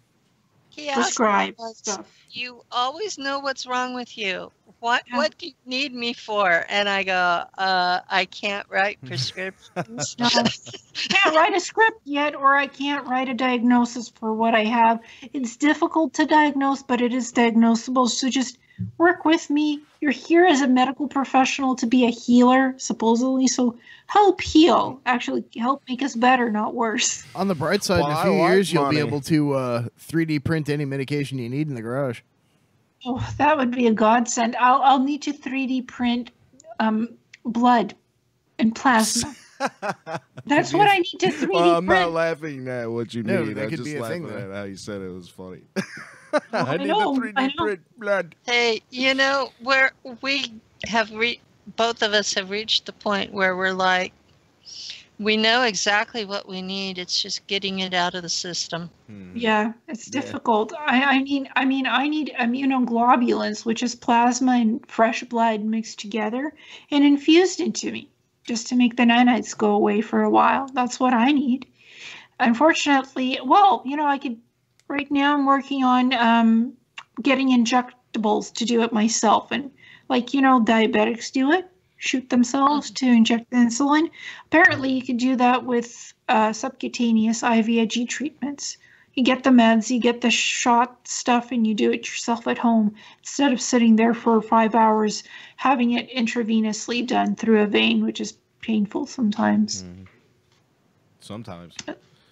Yeah, well, given you guys have a very different threshold of pain. You guys have a very different threshold of pain than I do. Like, no doubt. I don't even have any tattoos. Like, I don't either. That's one thing. Most of the people from the projects don't have tattoos, and the ones that do, the combination of the tattoo ink and the MRI tends to bring your memories back stronger. Well, I actually wanted a dark, deep black dragon tattoo on my back, but thankfully my family and friends had the common sense to talk me out of this just as I was going into the tattoo parlor to get it done. Shoot, then I got the motorcycle and the weaponry going and the firearm stuff. In the timeline where that did happen, I'm sure it looked really good. It did happen. Do you know what I had for a tattoo? The patch for the ICC that I made. That's what I had badass. On my arm, on my shoulder and my arm. It was in two places. The same tattoo, one smaller and one bigger, because they like to replicate the same tattoos on two parts of the body, so it's synchronistic and symmetrical. To do it in twos. I don't know why the Planetary Corporation or the ICC, whichever you prefer to call it, it likes tattoos in twos of the same damn thing. Greedy space bastards. Yes. So I had a tattoo. Nachtwaffen is completely anti-tattoo. Really? Yeah, because once they dump you into the regen tank, the tattoo's gone. Yeah, so why bother? Exactly. Well, what But about? I mean, so not a lot of people would get tattoos after they get back. no, there's You have there's programming to not. there's a way to get around, because I was thrown in the med beds and the regen tank as well. But the thing is, they do a special type of a pigmentation tattoo that it can't be deleted in a regen tank. When they do blank slate you and through quantum time dilation, through the holographic medical pod, they take you backwards, right? They take you back to the time they took you 15 or whatnot. The tattoos are erased. The pigmentation is erased and you have no trace that it was ever there. But through the regen tank, the tattoo, the pigmentation is still there, and it's almost virtually non-erasable. Unless you do time travel dilation to put you back, then it's gone, of course. Otherwise, it's there. As long as you're in that SSP faction as an asset, the tattoo is there, stuck on you. Whether you wanted it or not, that's the thing. So they have a way around the regen tank. So they actually brand you. Yeah. I wonder if they do it through, like DNA coding or something. Maybe. That's foggy, that would be the only way that it would get through the regen tanks. Yeah. Is some sort of DNA code. Well, it's some kind of the tattoo itself is some kind of a pigmentation of color and of I think it is genetic in some way, that it's genetically encoded into your skin, so it just can't come off. It only comes off when you time travel. Yeah, when you. Yeah. I don't know how they do it, but they do it. Only comes off when you time travel back to your Earth life in the present. I know that in my dealings with regular humans, hell of a way to have to put it, but the two hardest things for people to wrap their head around is that humans have time travel and that humans have regen tanks that can bring you back from the dead. Well, some can naturally time travel. The Monarch program, they've genetically implanted that ability in people, and now the next generations are born with that. They can naturally do that through brain programming. It's encoded into their genetics now. But yeah, those are the two hardest things for people to wrap their heads around. The idea that they can kill you over and over and over and over and you're still alive. Yeah. And the idea that they can use you for an entire lifetime and then bring you back to where they got you. Well, Altered Carbon, that show perfectly represents what you just said, Penny. Perfectly. But they just, those are the two hardest things about the entire program, that most people have so much trouble wrapping their heads around. And the third thing is that the government couldn't keep that secret. Oh yeah, they can. For a while they can. Until something really drastic, some kind of an event, world event happens that's drastic. Something crashes and they can't cover it up fast enough because we have cell cameras, cell phones, whatever. Eventually something will happen where you can't cover it up. But if they... Yeah, the tall whites are going to demand to walk amongst us. And they're close, but not close enough. Yeah, so something will eventually happen where that whole cover-up thing falls apart, and it has to eventually. Eventually, it will fall apart. So now we're talking about a very short time frame here, right? So has been said or told to you guys, right? Well, What, 2 weeks? according to Gaia TV, they have some kind of a they want to be ahead of some kind of a disclosure event. The treaty is up next year, and the tall whites are demanding the right to walk amongst us. And the treaty has to be either renewed or gotten rid of by the end of 2019. So what happens if we don't let them? Then the Pentagon doesn't get any more advanced tech from them. But then the SSP programs will give the Pentagon advanced tech, which the planetary corporations can make on their own and supply us with it. But Solar Warden, the Pentagon product, is at the bottom of the food chain, right, in the SSP. Yeah, it is. And the tall whites are what's making the difference between bottom of food chain and middle of food chain. True enough, yeah. There's also the Greys, the Reptilians, because they supply stuff for other governments too, and the U.S. as well. And as well, like, I was contacted, I can't say who it is, but I was contacted by another SSP insider who said disclosure could possibly happen this year and you need to dump as much as you know out of your computer into the public domain. So it's all out there for people to see because you want to be ahead of it too. So anything and everything you know, put it out there. Let the people make their own choices and minds. And that's when I was, after this insider contacted me, guess who came knocking at my door and said, we also want to be ahead of the disclosure event that could take place this year. And we want to gather the SSP insiders and super soldiers to interview. So we're ahead of this event, that we're disclosing it. Some of us are both too, so that should be kept in mind that these are not exclusive groups. These are overlapping groups, and they also overlap with the targeted individuals and the MK Ultra people. Yeah, I would say that all SSP and super soldiers are MK Ultra'd, but not everybody who was MK Ultra'd was used in space. And also, the guy dudes told me that, you know, if you're an SSP asset, super soldier, it's best to get all your disclosure out there in the public domain, so you can't be threatened or killed or taken out because you've disclosed.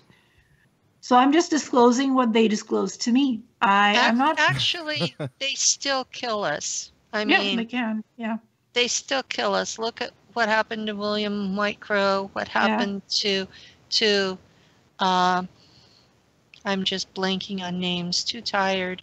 The famous one, William, that did William Behold a Fair Tompkins. Horse. Well, oh no, you're talking about Bill Cooper. Yes, Bill Cooper. I mean, they labeled him a terrorist and shot him in his front yard and made sure that he bled out before they even thought about calling an ambulance. They probably have his brain on ice somewhere, though. Just in case you're not familiar, Illeana, he predicted that they would stage an attack and blame it on Osama bin Laden like 2 or 3 months before 9/11, and then he was killed in November. And I'm willing to bet they have Stephen Hawking and Art Bell's brains in jars somewhere in that, too. Art Bell's walking around in a robot. That's like, or his soul has been placed. You don't need somebody's brain necessarily. You could take the soul out of the body, put it in an electromagnetic field, and place that soul in somebody else's body, or a clone, or a cyborg. That's the other thing. They have soul transfer tech up on Mars. Alive and kicking too. Soul transfer. Yeah. They keep your body. They keep your soul in it and personality in a magnetic bottle. And if it's under 2 weeks, then you keep full memory. If it's up to 4 months, the personality is intact. And over that, you don't remember anything, and they can enslave you forever. So the cyborgs are fueled by distilled or aged souls. Yeah. Some of them. Or they could take you back out of the bottle after you've done a mission in a cyborg body to put you back into your own body, and you actually remember many of the things you did. They had a thing on that Philip K. Dick show where they were doing that with a bunch of people. I can't remember if it was Black Mirror or that Philip K. Dick's Electric Dreams, but they had like a bunch of people that were basically laying down with electroencephalo things over their heads. and they were trying to do like multiple people operating one body, like clusters of people controlling one body. Yep. I can't see how that would work. I'll take the left arm. One would have to be dominant over the others, and that would make the others superfluous. Well, they do have the Cylon type of stuff going on with the sentient AI and the cyborgs. Like they're walking amongst us. That's been done upstairs on Mars. The cyborgs. Oh yeah, that's been done. They've got manufactured human bodies that are peopled with dog souls. And these are companion pets for long distance flights. They have sets of like Ryan Seacrest. they have this is like those sex dolls, right? Space style. That's where they found all those kids for the MTV video VJs back in the day. But they've also got biobots that are about 2/3 the size of a normal human, and they completely freak out if they put clothes on them. So they're used in sets that are mind linked. Yeah, I remember reading Tomas's thing about that, the comic that he was working on. Yeah. What Tomas does is he'll have a memory pop up and he will completely, totally obsess until he has the comic written. And then he'll just plop it into the group. He does good work. He does excellent work, and then we have to deal with the blowback from all of the people who were offended by the nudes. Yeah, and then he's like, so what? Incidentally, this is why Reality Brief has a MeWe page, so you can share stuff like that without getting zucked.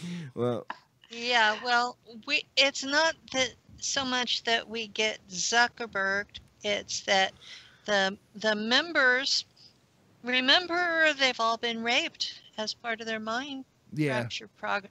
Or the orgies on Mars, not rape, but raising your spiritual vibration through orgies. The menage a trois.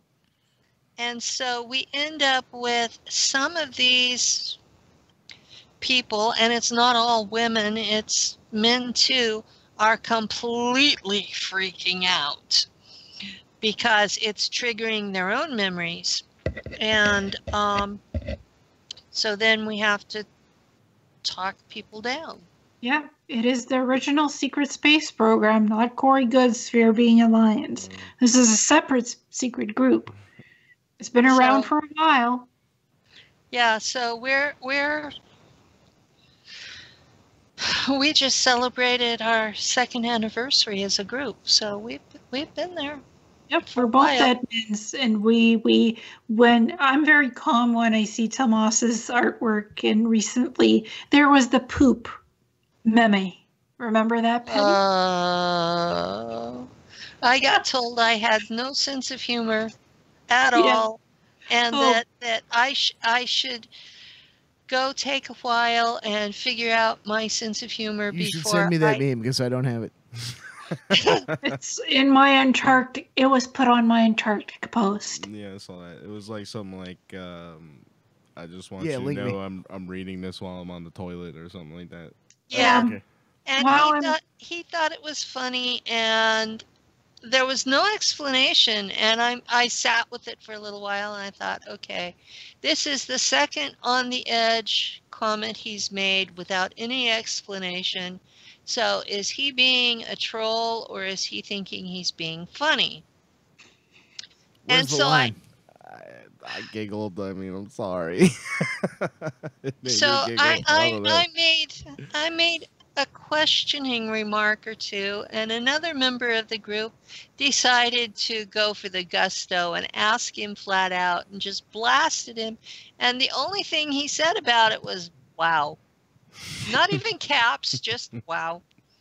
And then we go through and we're still trying to get a response. Find out, do you think you're being funny or are you being a troll?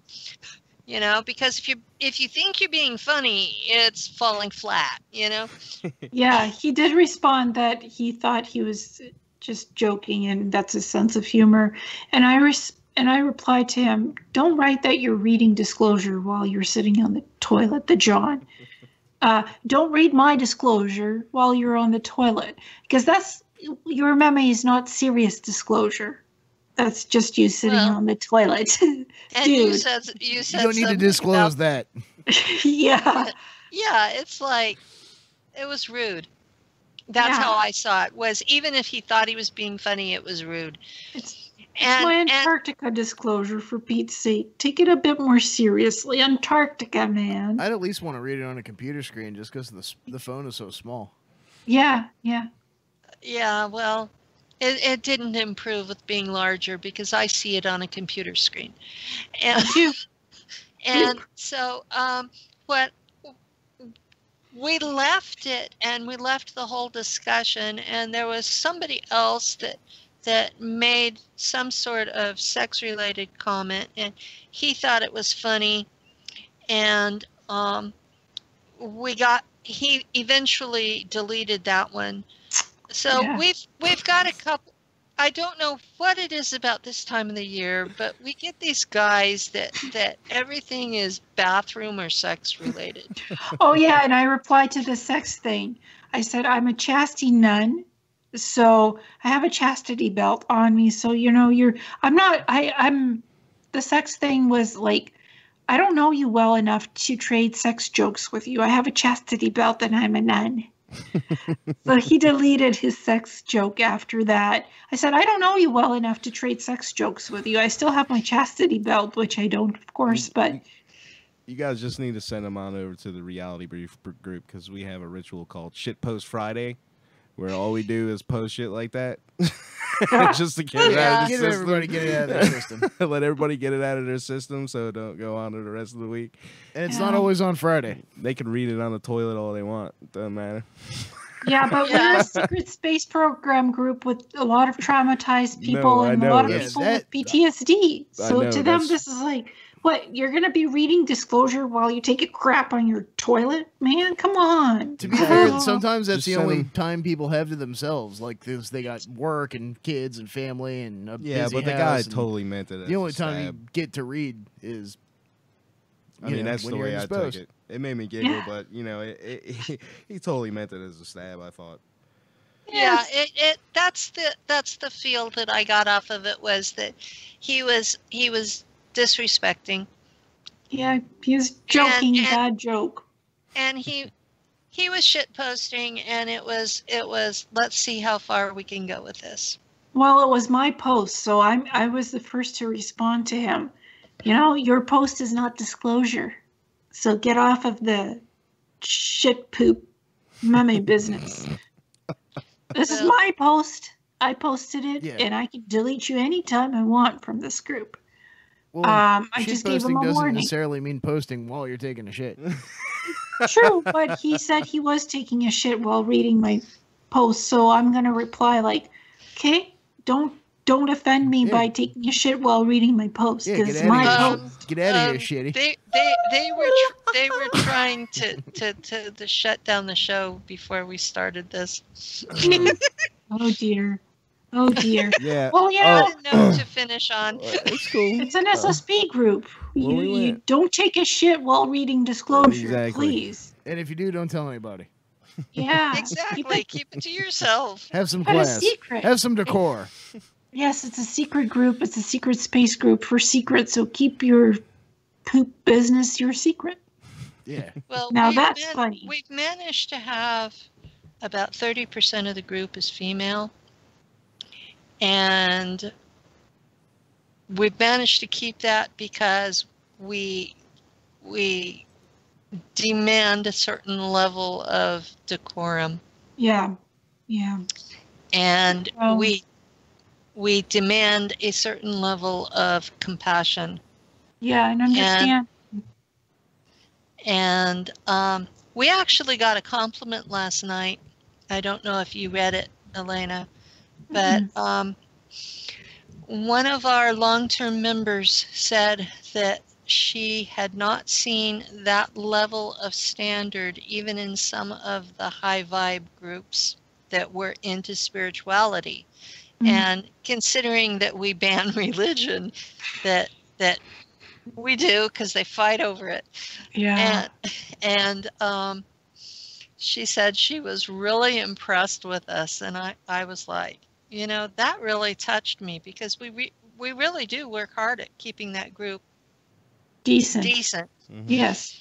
And that's what I told the Gaia crew. I said, look, I'm an admin in a secret space program group, their original secret space program group.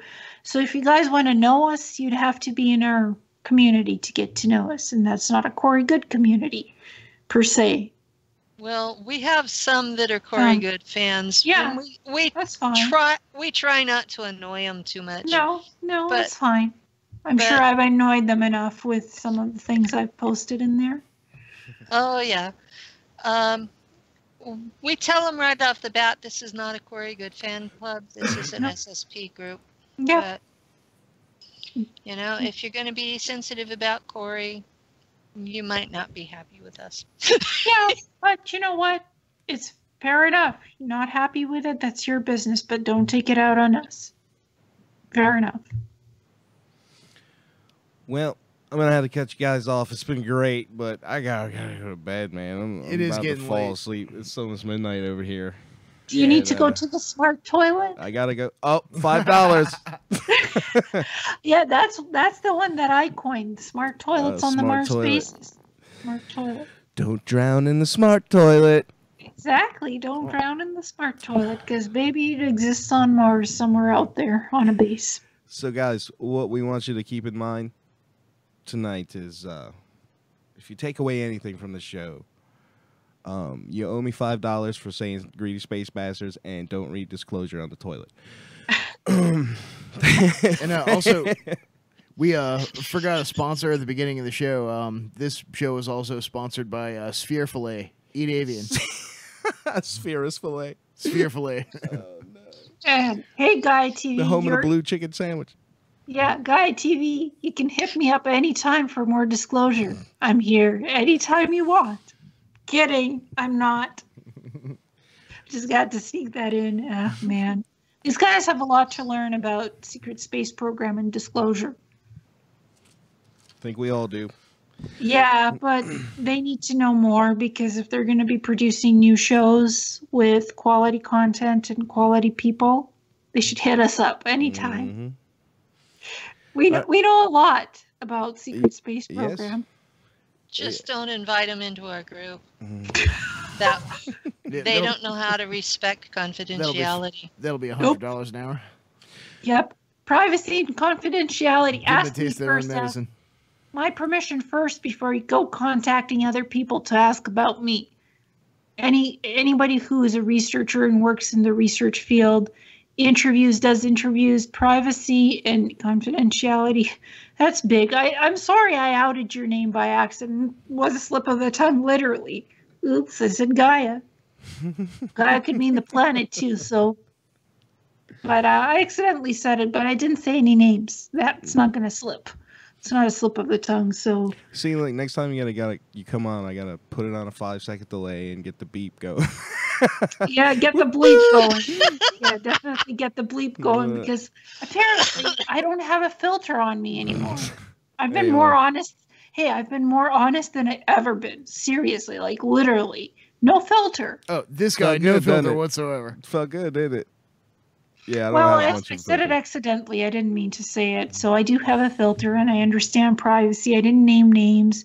So what? Gaia's a big corporate network. There could be a lot of people that contacted me from Gaia. Mm-hmm. But I did say film producers. So that might tell you a little something about who contacted me. I'm going to keep my mouth shut. No names. We'll find out next week on reality. But you already know who it was, because I told you who they were and who might contact you. They don't know. What they don't know won't hurt them. Hopefully they don't. Like that. Unless they go and actually watch Reality Brief, and then they'll know everything. No, they ain't watching the show. I'm not worried about that. All right, Yeah. so Patty, Illeana, thanks for coming on, and we'll have you back again whenever. And Okay. you guys, Thank you. You guys be safe, and we'll see y'all next week on Reality Brief. Thanks for being. Face today.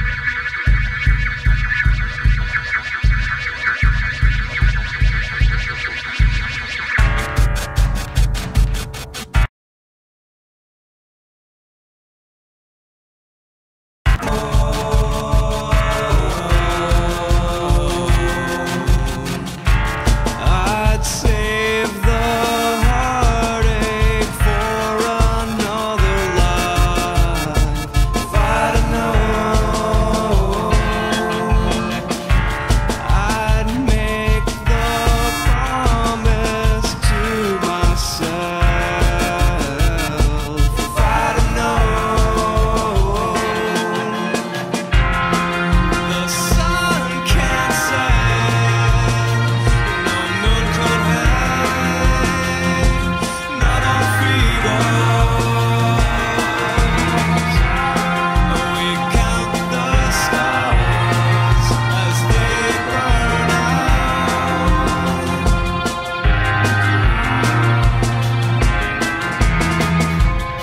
On frozen waves, the brightest light was beneath us.